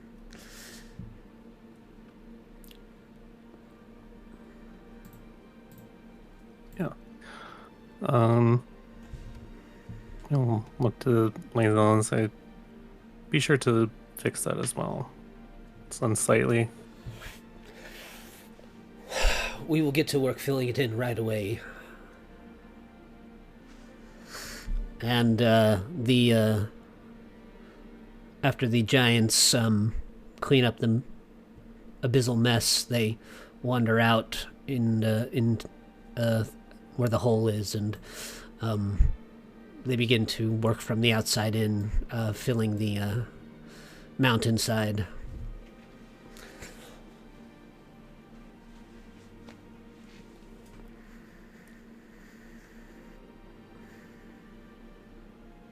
Yeah, he'll come back up here and look to Mercy and say it's time.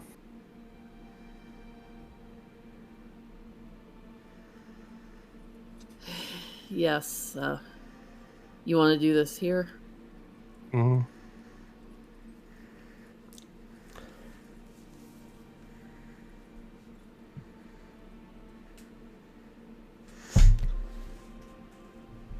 Lepus. Yes. Come here, please.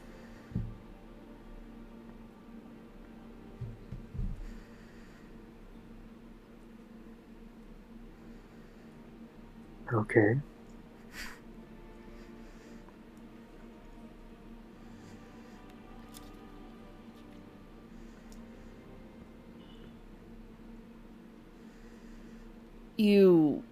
You know what we need to talk about. I do.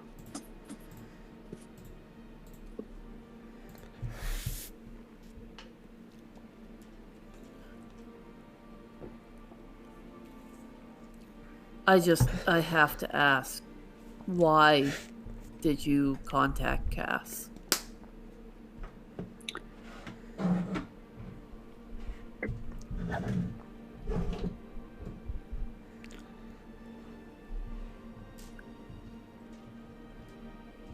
Even with all of our efforts to try and gather more of these parts of the rod and going through Eberron, going through Barovia, I mean, I was worried for myself and for Lilith about what Cass had planned. And I thought it would be a good idea to ask him for answers.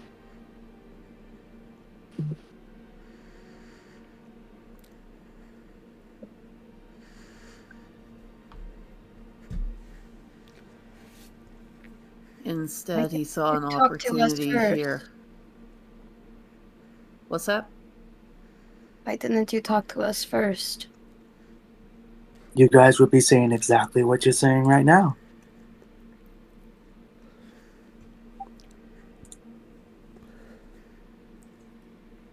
It's not like I don't understand why you guys don't like him. Believe me, I get that.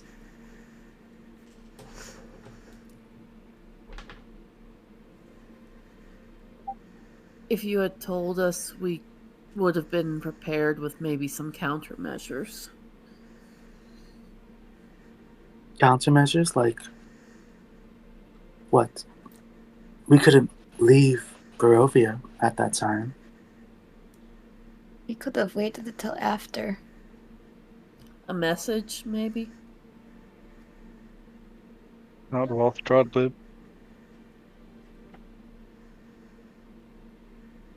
And then what?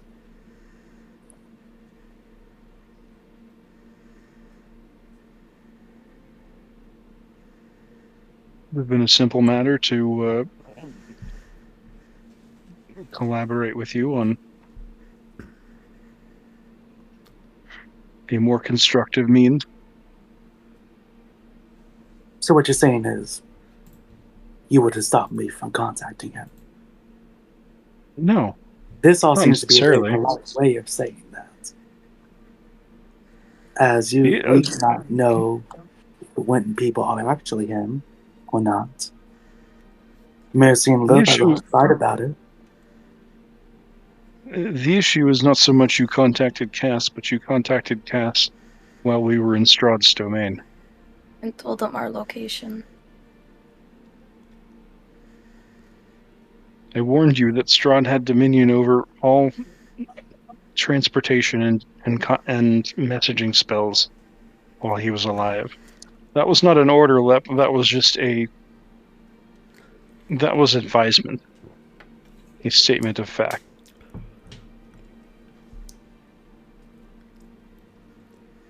Yes. What could Strahd have done with that information? Knowing that I was telling another vampire lord where we were and looking for information. Whatever he wanted. That's the point. You say that like you can leave, he could have left his realm. Maybe he could have contacted someone. Why would he try and go against Cass? Another vampire lord. It wouldn't make sense, not with the plans he had. He doesn't. It would seem he didn't like us. Regardless of whether he could make use of it or not, that is a weapon you didn't need to hand to him. If you had just waited until we had killed him, like you could have contacted Cass with little consequence. You say killing him like it was a certainty, and it wasn't.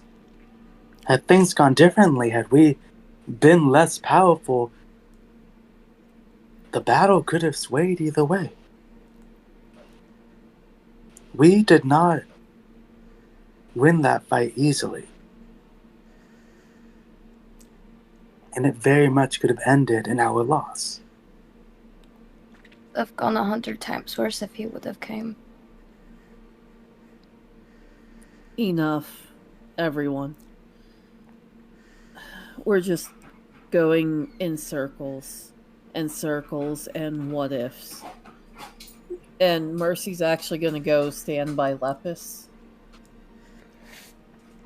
and put a hand on his shoulder facing the others. And it's not an aggressive action. She's not trying to harm you. It's almost reassuring. What's done is done. Lepus has a good heart, even if his actions are misguided or things we would not agree with. What it comes down to is, unfortunately, the damage to Mavathor's standing and realm. And since Mavathor already owns his soul, this argument and any potential punishment is a moot point, really. I'm not trying to justify what he did, but in a sense, I get where he's coming from. And at the end of this, it all comes down to what Mavathor or Asmodeus decide.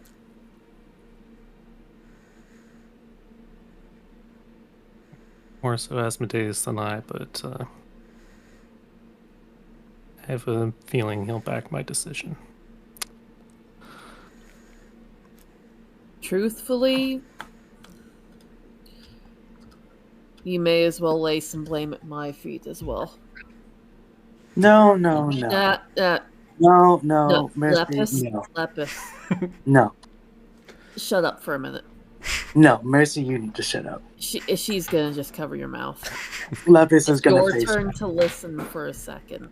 Lepus gonna face step in front of Mavathor. No, Mercy, you need to be quiet and listen for a second. Lepus? Blame is on you. There is no blame on you. There is blame on me. And it's like you said, the only one who truly has power in this situation is Mavathor. which I would ask, what are you going to do with my soul, Mavathor? Are you done? Can I talk now? Are you going to keep on interrupting me? You're still a brat, but you're still my brother. Yeah, and instead of... Yeah. But please, can you let Mavathor continue? I would like to hear what he has to say.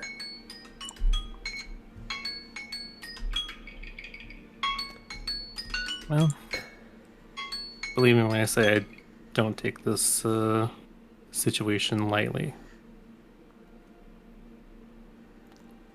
I can understand once or twice, but this many occurrences, it does form a worrying pattern.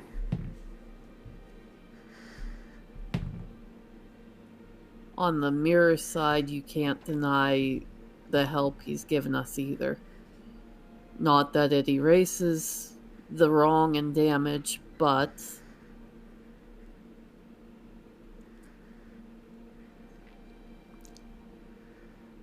If the weight of his treachery is to be placed on the scale, you also have to weigh the weight of his aid must be placed as well.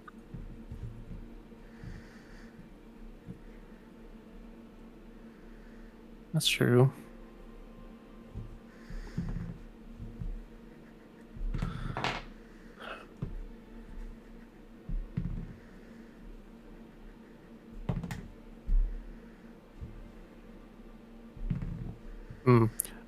What do you think, Lep? Do you think everything you've done is justified? Yes, I do. I helped 2 people who fought against us escape, knowing or believing that if I didn't, they would kill the man I love. I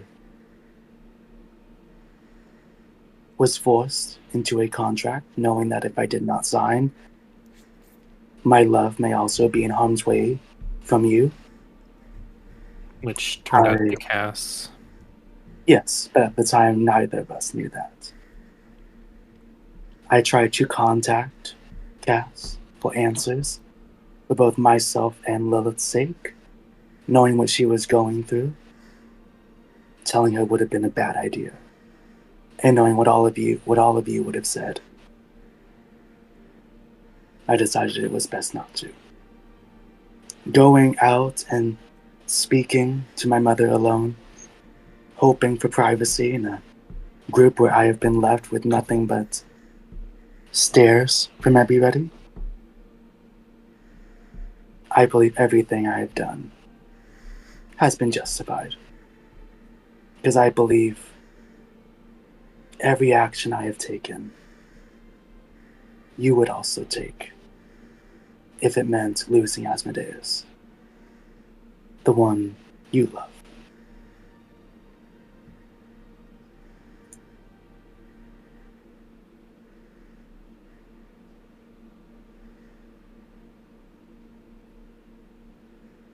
I'll look to Jin and say, what's your weight on this? Does his deeds outweigh his sins?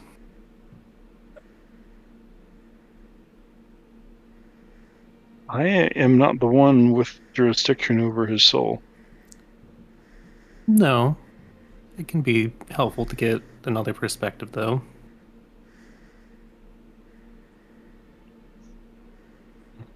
I spoke to you once and I told you that wild magic cannot be controlled. It can only be aimed.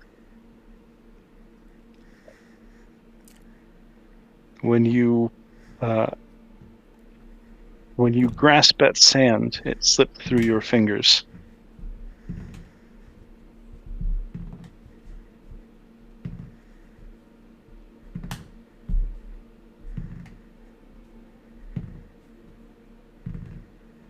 Or rather, when you grasp at water, it slips through your fingers.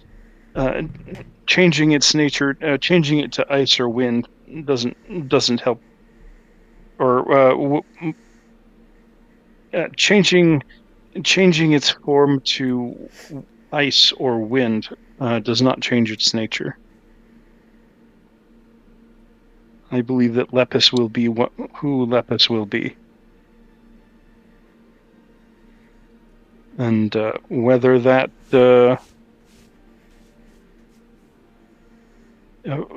for good or for ill, that is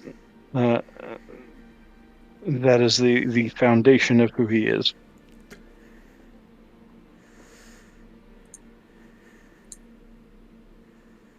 I see.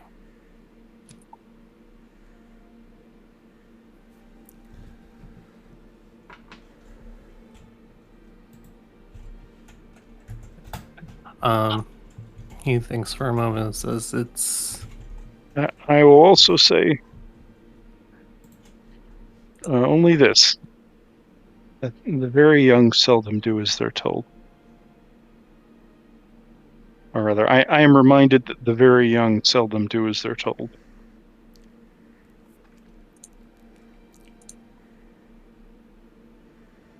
He says, it's become clear to me, the more I think about it, the more I'm unable to make an impartial decision.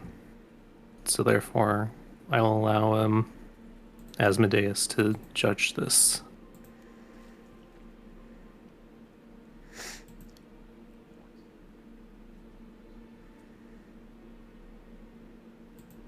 And by all means, ask him.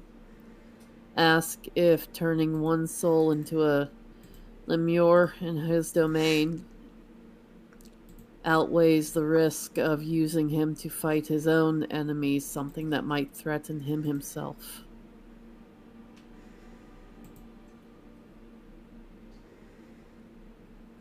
Flawed though they may be, Lepus's reasons are not entirely incorrect or wrong. And he's right. We didn't give him any reason to trust us and tell us things ahead of time. This goes both ways. At the end of the day, it is your decision, Mavathor, and if you cannot be impartial, as you said, then leave it up to the one whose word you will follow without fail.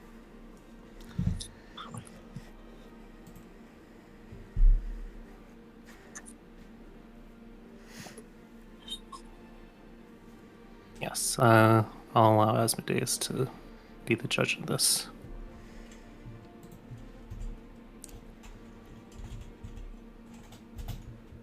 Give me a sec real quick.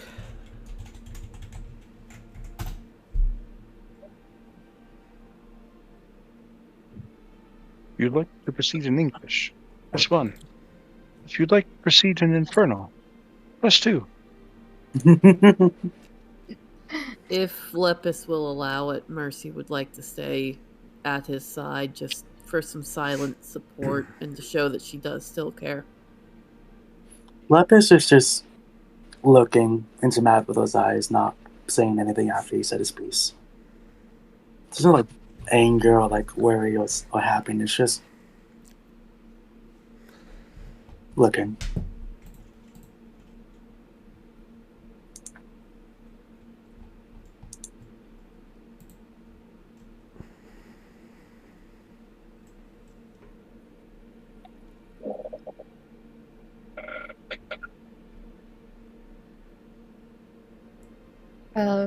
Lilith will go in between Mavathor and Lep, and she just kind of looks at Lep for a second, and then she slowly wraps her arms around him and gives him a hug.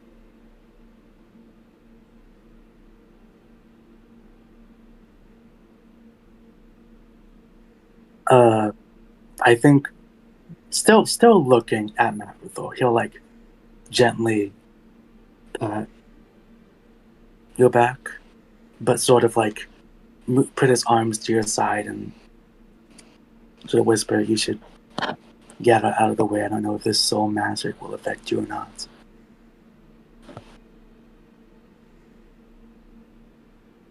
She takes her kind of a shaky breath and just kind of like steps to the side.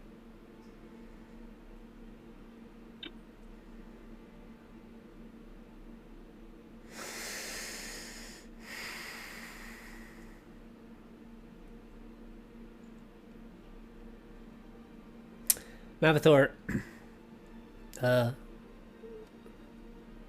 in the blink of an eye, you find yourself standing atop of a familiar place you've been once or twice before. A tall pillar overlooking overwhelming valleys of dark stone. You find Asmodeus gazing out upon the landscape, and he turns to you and he says, "You seek my guidance, disciple." Indeed, I do. Tell me, why do you find such struggle in passing judgment on this mortal?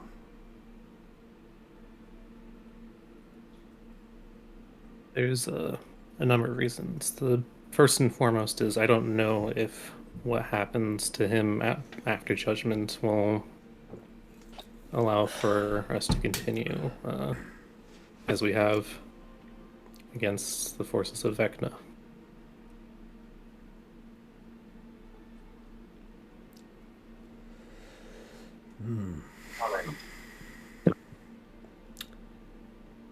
The boy does possess a unique power. His journey has been interesting. And with every step he's taken, he is transformed. The abyss is chaos. But this boy is chaos of a different kind. I don't believe him to even be worthy of the struggle of your judgment. But like your companion says, he could be used as a weapon in your fight against the unpredictable power that it's weaving its way into every dark corner of the multiverse.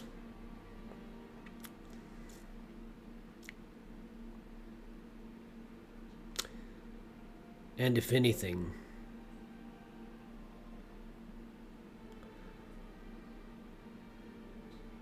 what's a few more months or years of his life against eternity?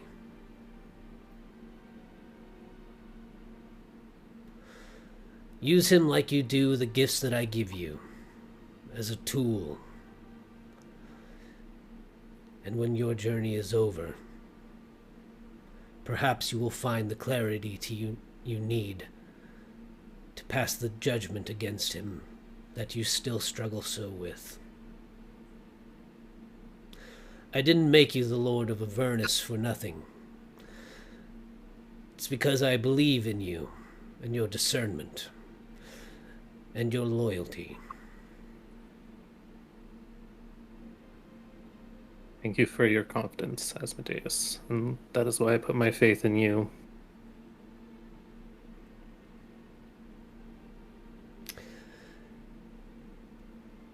You have become my chosen disciple.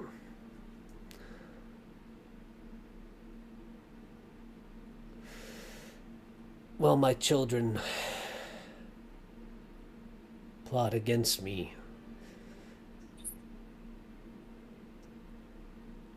in their own layers of hell, you spread my faith in the world better than any who have come before you. I appreciated Zariel for her fervor, but she did not possess your wisdom. And now that the blood wars have waned, it is wisdom that we need more than ever.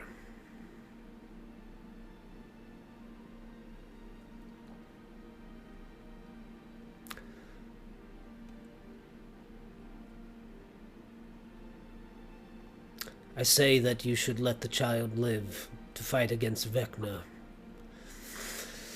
And by the end of it, if he hasn't redeemed himself fully in your eyes, I will throw him in the river Styx myself.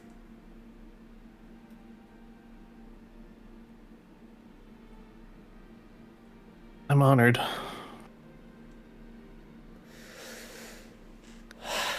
Give me a second.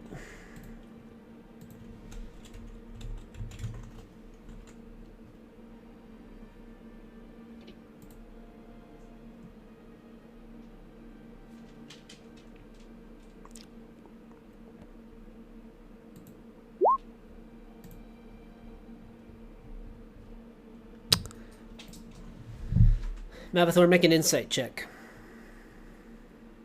Okay. Please don't let this be Cass. Oh no. Oh no. Please don't let Cass be trying to 30? impose your god. 30. Mavathor, select your token and roll initiative. No! Oh, Fuck you, Cass. No! No! Wait, how? How did that even work? There's no way. Oh, shindig. What is your dex modifier? 2. Oh, fuck. shit. Oh, fuck.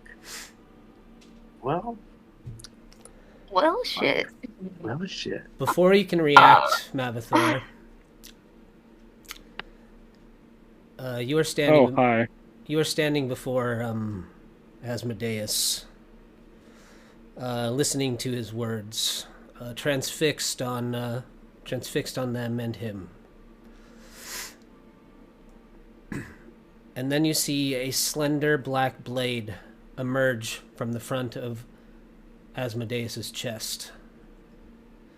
And the shadows behind him coalesce, and you see the form of Vecna. His one glowing eye looking into yours, as a look of horror and shock creeps across Asmodeus's face at the top of his tower. You notice something about Vecna before he disappears back into the shadows.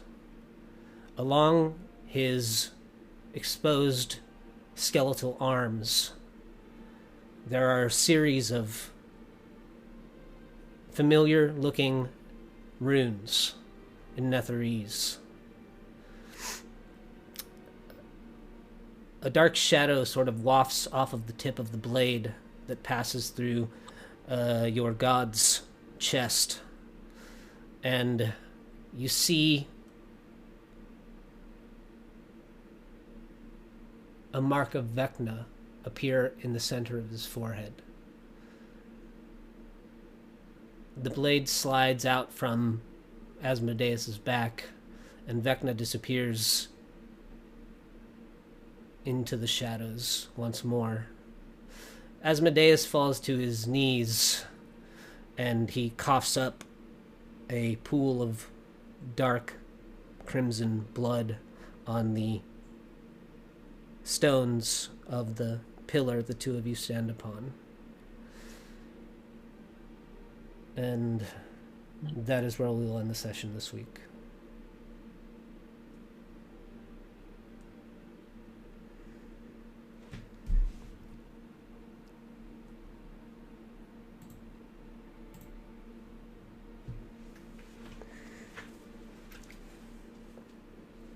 So is Asmodeus dead or is he dying?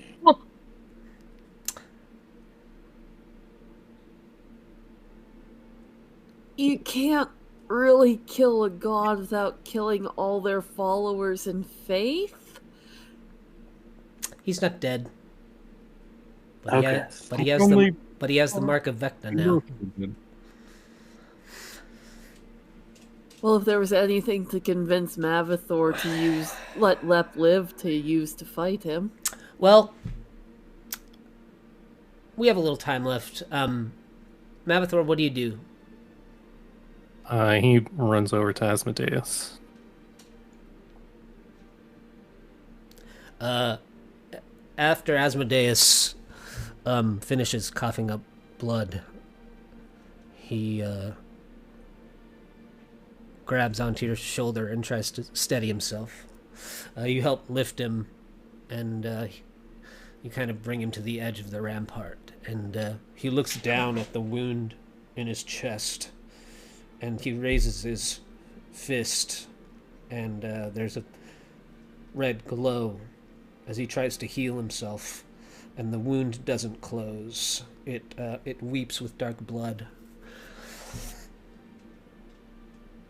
Mavathor will reach up and cast heal on him.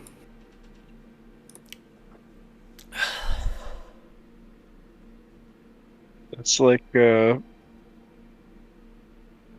how do I explain that? That's like asking a doctor for their permission for them to teach you how to heal them. Does that make sense?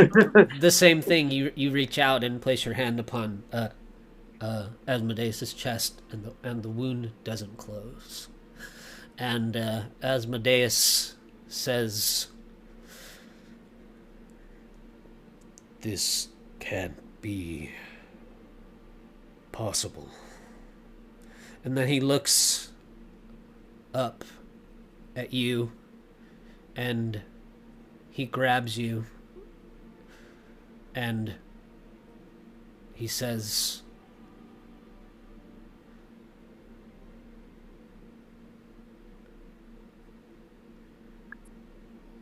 he grabs you and he turns you around, and he pulls back your armor, and he looks down at your mark of Vecna, and he says, "Why would you come here with that thing upon your body?" I didn't have an opportunity to get rid of it.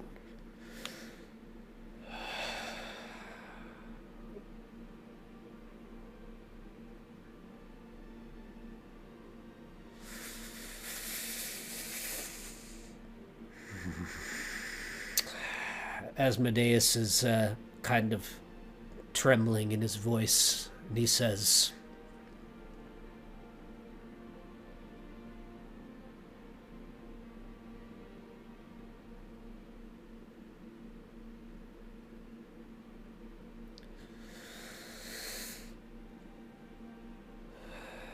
"You have garnered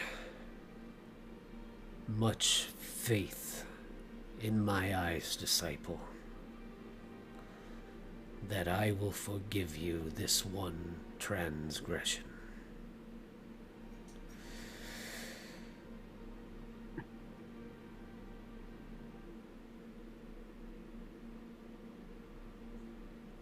I was not worried, truly, about this lich until now.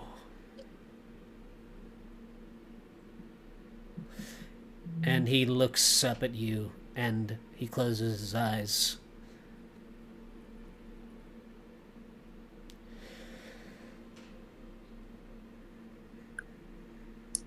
I'm vulnerable now.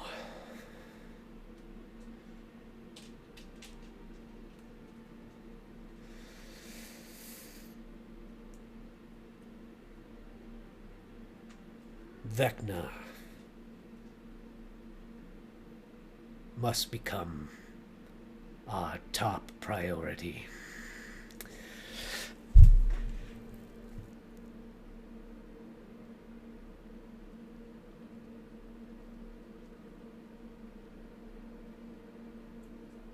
His power has grown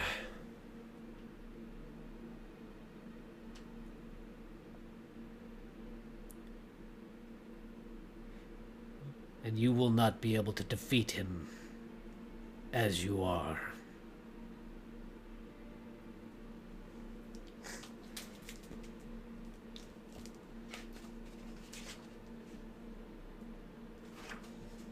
Give me a second.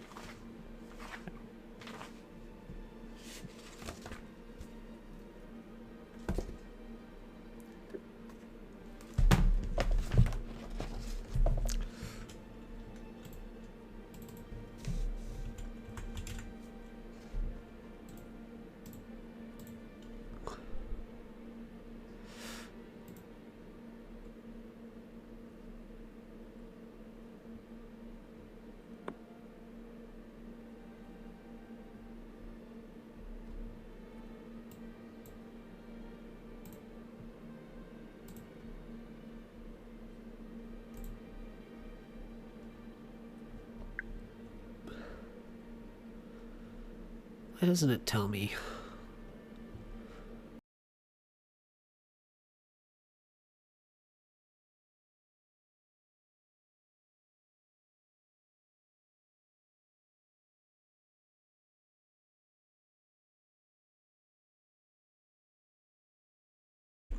It's all good.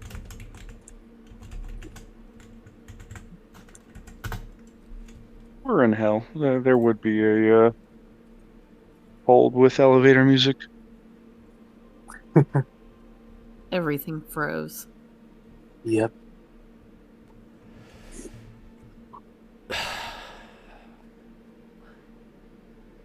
I don't know how.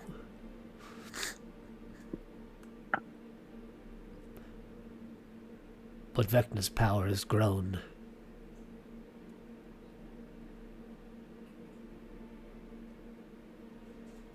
To be paramount to my own. To find me in my sanctum.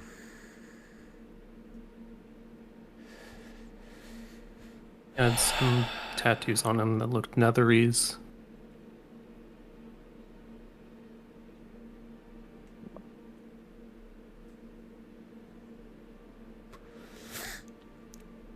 You must be properly equipped to fight.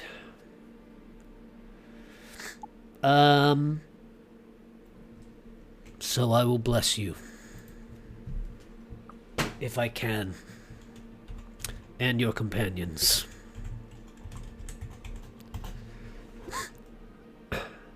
Mavathor, you can no longer ever be stunned. Ooh.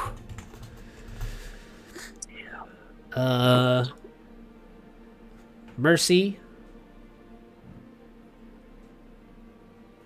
you can never be petrified. Cool. Lep, you can never be deafened. Nice. Actually, the petrified one is so circumstantial. I'm going to take that away. Asmodeus says, we are all going to try harder than ever.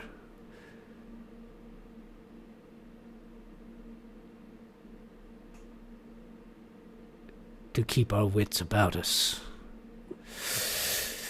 If Vecna finds a way to wipe my memory from all of his followers, I am done.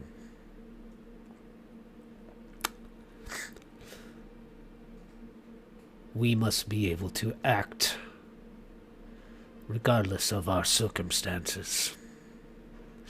All of you can no longer ever be blinded or stunned.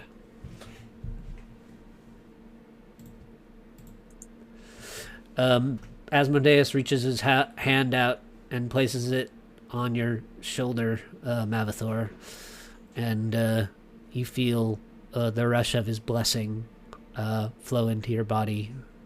The rest of you feel this same rush of infernal power settle inside of you. And Asmodeus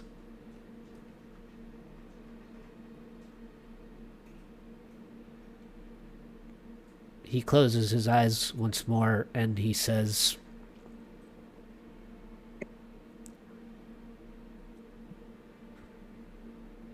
Vecna is still on the material plane.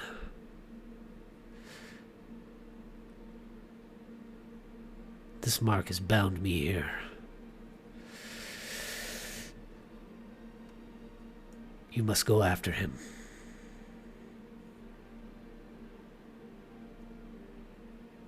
I will. You will find him in Icewind Dale. He's searching for something. Whatever it is, you must get to it first.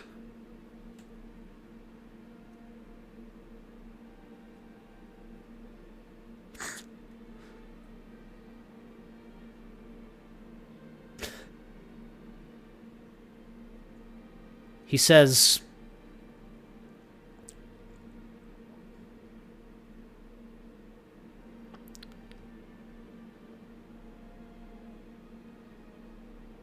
you can't have your allies living in fear. You ask me what I think you should do with the boy.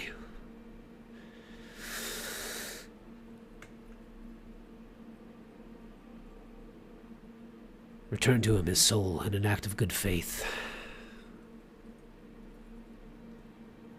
And hopefully he will never betray you again.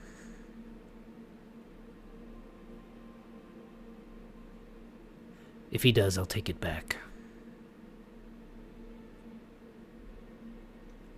I'll bow his head and say, your will is mine.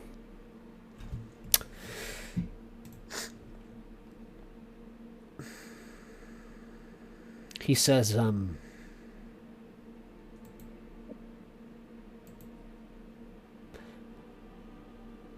don't want you to think that I don't take betrayal lightly. It is said evil is nothing more than good's absence, as if evil was the darkness to good's light. A comforting thought, I suppose. I imagine for those seeking redemption, but I tell you, I try to put such thoughts from my mind. You've peered into a demon's eyes, and you know evil is not some vacuum waiting for virtue to come and fill its emptiness. Evil is a force. It is an influence in the cosmos, an agency equal to or perhaps even greater than its antithesis. There are two sides in this eternal struggle, one light and the other dark. Some might find evil's work reprehensible, yet to those whose hearts belong to corruption, good deeds are equally deplorable. I understand there is no redemption. Only treason against the side you were born to serve.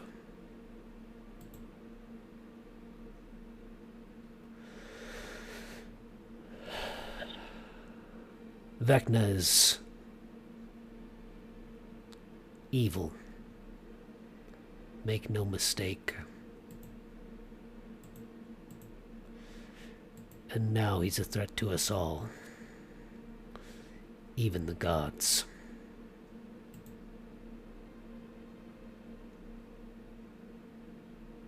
We will speak again soon, disciple. And in a blink of an eye, you find yourself back in your forge.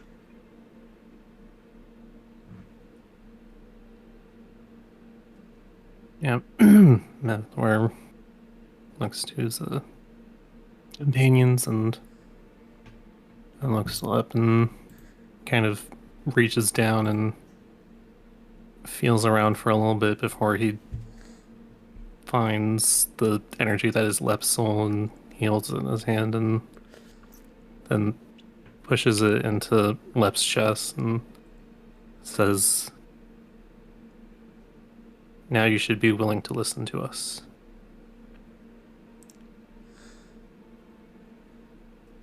Of course.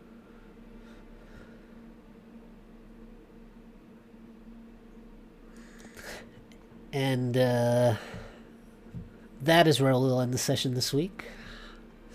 If you guys are going to add anything from that magical list of stuff that I dropped, do so before next Wednesday. I think maybe on Sunday I will transport your guys' character sheets over to a different module for your excursion into the frigid lands of Icewind Dale. Do we need to do anything special for that? I don't think so. I think it'll. I can just copy your sheets and transport them over. I'll send you guys a link to it after I copy paste you guys over there. You so divide up the loot and shopping, the usual. Your Lord Asmodeus now finds himself with a weeping wound and a mark of Vecna himself. You can surmise that Vecna now understands that some of you are marked as you follow his trail of shadows and secrets into the lands beyond the spine of the world. And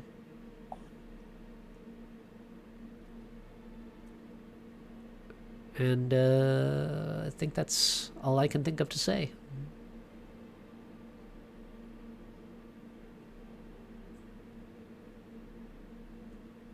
Well, we're gonna take a jump through Icewind Dale. This should be fun. Yeah. Snowball fight! Snowball fight! Can I just say, holy hell, Ryan? Yeah. God damn. I don't think any of us breathed there for a while. I didn't. Mm-mm. As soon as I saw Vecna, I'm like, oh no. We all thought it was Cass. Well, you know, I want you guys to fear, or at least hate Cass, but Cass couldn't stand against Mavathor and Asmodeus. And you guys have encountered Vecna before, but, you know, as we play, I try to have Vecna doing things from week to week. I'm actually really shocked that you guys have never used any secrets to see through his eyes. But at least you all now know that Vecna's aware of that connection.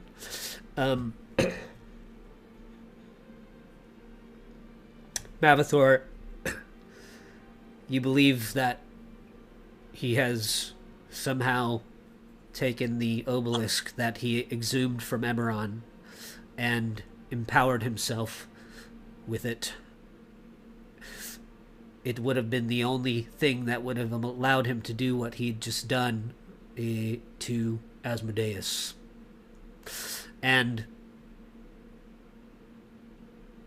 the obelisks themselves are still a mystery, but no longer is the magnitude of the power that they hold within them.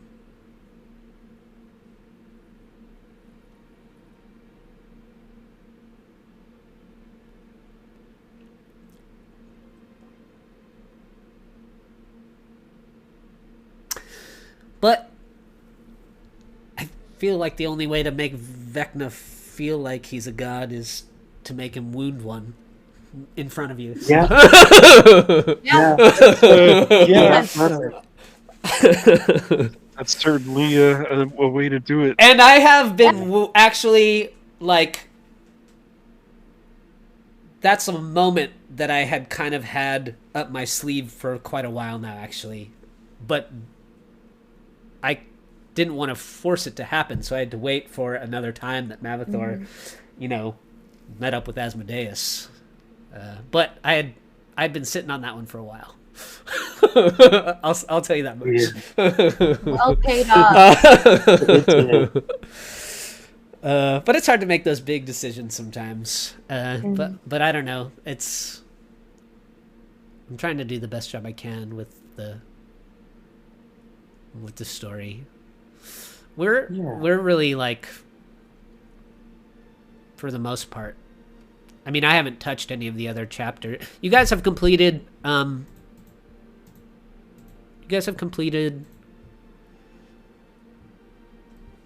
What, one, maybe two? Of the actual Eve of Ruin book, you guys have completed 2 actual chapters of the of the 11 chapters.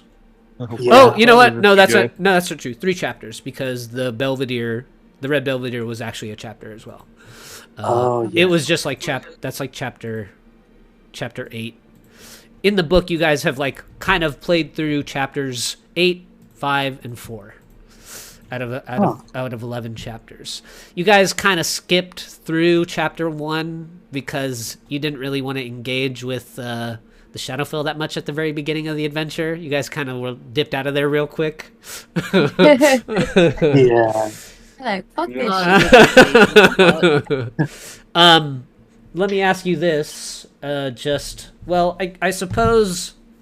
Yeah, I suppose there's no real reason that you guys would use the tuning forks right away, because you know where you're going to go next. So, I guess I don't need to ask, but... Yeah, just a nice scenic ship ride, you know? Yeah. Yeah. But if you guys ever do decide to use any of those tuning forks, I just need 1 week's prep time, because all of those places, you know, none of them are tied to the adventure at all. They're just places you can go with the tuning forks. Well, not none of them. A couple of them are tied to the adventure in one way or another, but some of them are not at all. But those were kind of the tuning forks that it would make sense to give you for one reason or another. So for most of them, I would need a week's advance notice if you're going to use one, so I can actually have some material ready, because those are big locations, you know what I mean? Yeah. Otherwise, that was tense at the end there, but Yeah. I didn't know what was going to happen. I didn't know what you guys were going to do to Lep. The 10-minute timer. The 10-minute timer was for when for when your empowerment ended. Because I thought you might try to fight your way out of it or something. So I was thinking about it. If anyone had cast a spell against him, he would have fought back. Yeah. So that's what the timer. If anyone had tried to do anything magical or tried to force him to do anything. Yeah. He would have fought back. That would not have been a pleasant fight. No, it wouldn't have. I am personally happy that resolved the way that it did. Yeah, me too. I think we all are. That the inter-party conflict can maybe subside for a bit, but I wasn't sure. I was gonna kind of let it roll, you know. And I mean, who knows what kind of destruction might wreak on Avernus? I'm not gonna lie. Wild magic in deck. I'm not gonna lie. When you guys engaged me in the RP chat, I tried my best to sway a couple of you into one particular direction, but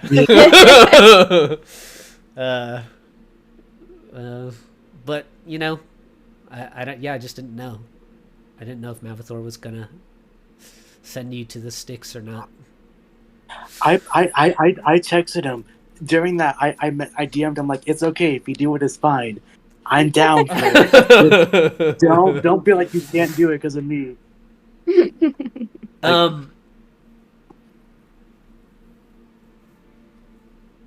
Just a wild magic explosion in Avernus. Mavathor, are you good? Yeah, I'm good. Okay, cool. I just don't want you to, you know, I didn't necessarily want Asmodeus to make the decision. because I'm not gonna. I tried to find the best way to give Lep a little extra life, but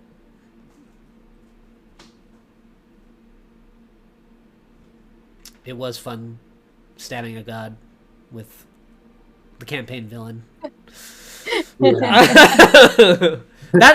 That's actually the first time. That's actually the first time I think I've ever anything's ever happened to a god in any game I've ever run. Yeah, it doesn't come up Doesn't very happen often. much. Yeah. Oh. Yeah, no. I don't know about. I mean, I don't know how much you guys have played at this level of D&D, but I'm having a lot of fun. 0. When we first started, I was really nervous on whether or not I was competent enough to run a game at this level, but once I kind of got past that initial doubt, I've been having a lot of fun playing at these higher levels. Yeah. Every once in a while, some of the spell text is like, all right, come on now. but other than that, it's. I thought it would be more challenging, but really, you just have to kind of think of it. Really, the only thing that's higher stakes is the story. The stories is what's higher stakes. The rest of the stuff is just kind of like low level D&D. You know, I've just never played at this echelon of this tier of the game before. But now I'm really enjoying it. The only real difference, I mean, mechanics wise, is the margin between life and death is slimmer. Yes. I don't even know. I don't even know about that though. I mean, sure. If you get like one or two failures or one or two good hits, and you go down. That's just kind of the nature of high level play. And you guys are supercharged, I suppose, compared to maybe a normal party at this level. But I mean, yeah, I guess I can tell you historically that in 5e those margins are a lot wider than they were in 3.5. Yeah. I've only played a little bit of 3.5 and not as a DM at all, but my one 3.5 character he was a wizard, but he did die pretty quickly. But that was because of his own choices. Really. Yeah. But I am enjoying this high level play, and it is harder. It is harder though. The one thing on my side that's harder is making the combat challenging but not deadly every time. Yeah. And that's the hardest part, I think, for me, because there is like a tipping point where it's like, even if I didn't mean for something to be too much, it could be on accident. But I'm sure I'll fuck up eventually. I think that's gaming at this level. It's a lot like a game of questions and answers, where the DM asks the party, "All right, do you have an answer for this?" Because if not, you're going to be in trouble. You guys can cast 8th level spells now, right? Yep. Yeah. Okay, so 17 you get 9th level. Yeah, 17 to get 9th level. 2 more levels. 1 level for Lep. For them. Yeah. 1 level for Lep. Oh, all right. Well, I'm glad that had a positive resolution for the party. Me too. And are we still gonna do the downtime things like you mentioned last week? Yeah, you guys we'll have some next week. We'll before you guys go to travel to Icewind Dale, we'll still do some personal downtime stuff. So you guys don't have to necessarily RP it, but we can roleplay some personal personal business. There was one thing that I had wanted to do over the week, but didn't get done because of the whole Lepus thing. So, Gotcha. Yeah. Sorry. it may need taken care of before the downtime because it could affect what that is or how it goes. Okay, I gotcha. Yeah, well, RP channel this week can just take place, after this this session, basically. You guys you're not confined anywhere, so RP channel can be a little more open. You're not confined to necessarily one. You can't move forward in time, but you're not confined, to one area. Yeah. So we could be in like Baldur's Gate. Yeah. Something. Yes. Yeah. Yeah. You can kind of pretend in the RP chat that you guys are on downtime right now. So yeah, I'm cool with that. Okay. All right. Well, Okay. Do you want to resolve shopping and downtime, like item downtime next week, or should we send you stuff before then? Yeah. It depends on what you want. Did you want like something? If it's like mundane stuff, that can be resolved just through DMs. But if it's something more involved, I think it'd be more fun to do it just in game. Okay. Yeah. Sounds good. Cool. Alrighty. All right. You guys take it easy, and I will see you next Wednesday. Ryan, I have one Amazing question. time, everyone. Thank you. Yeah. Yes.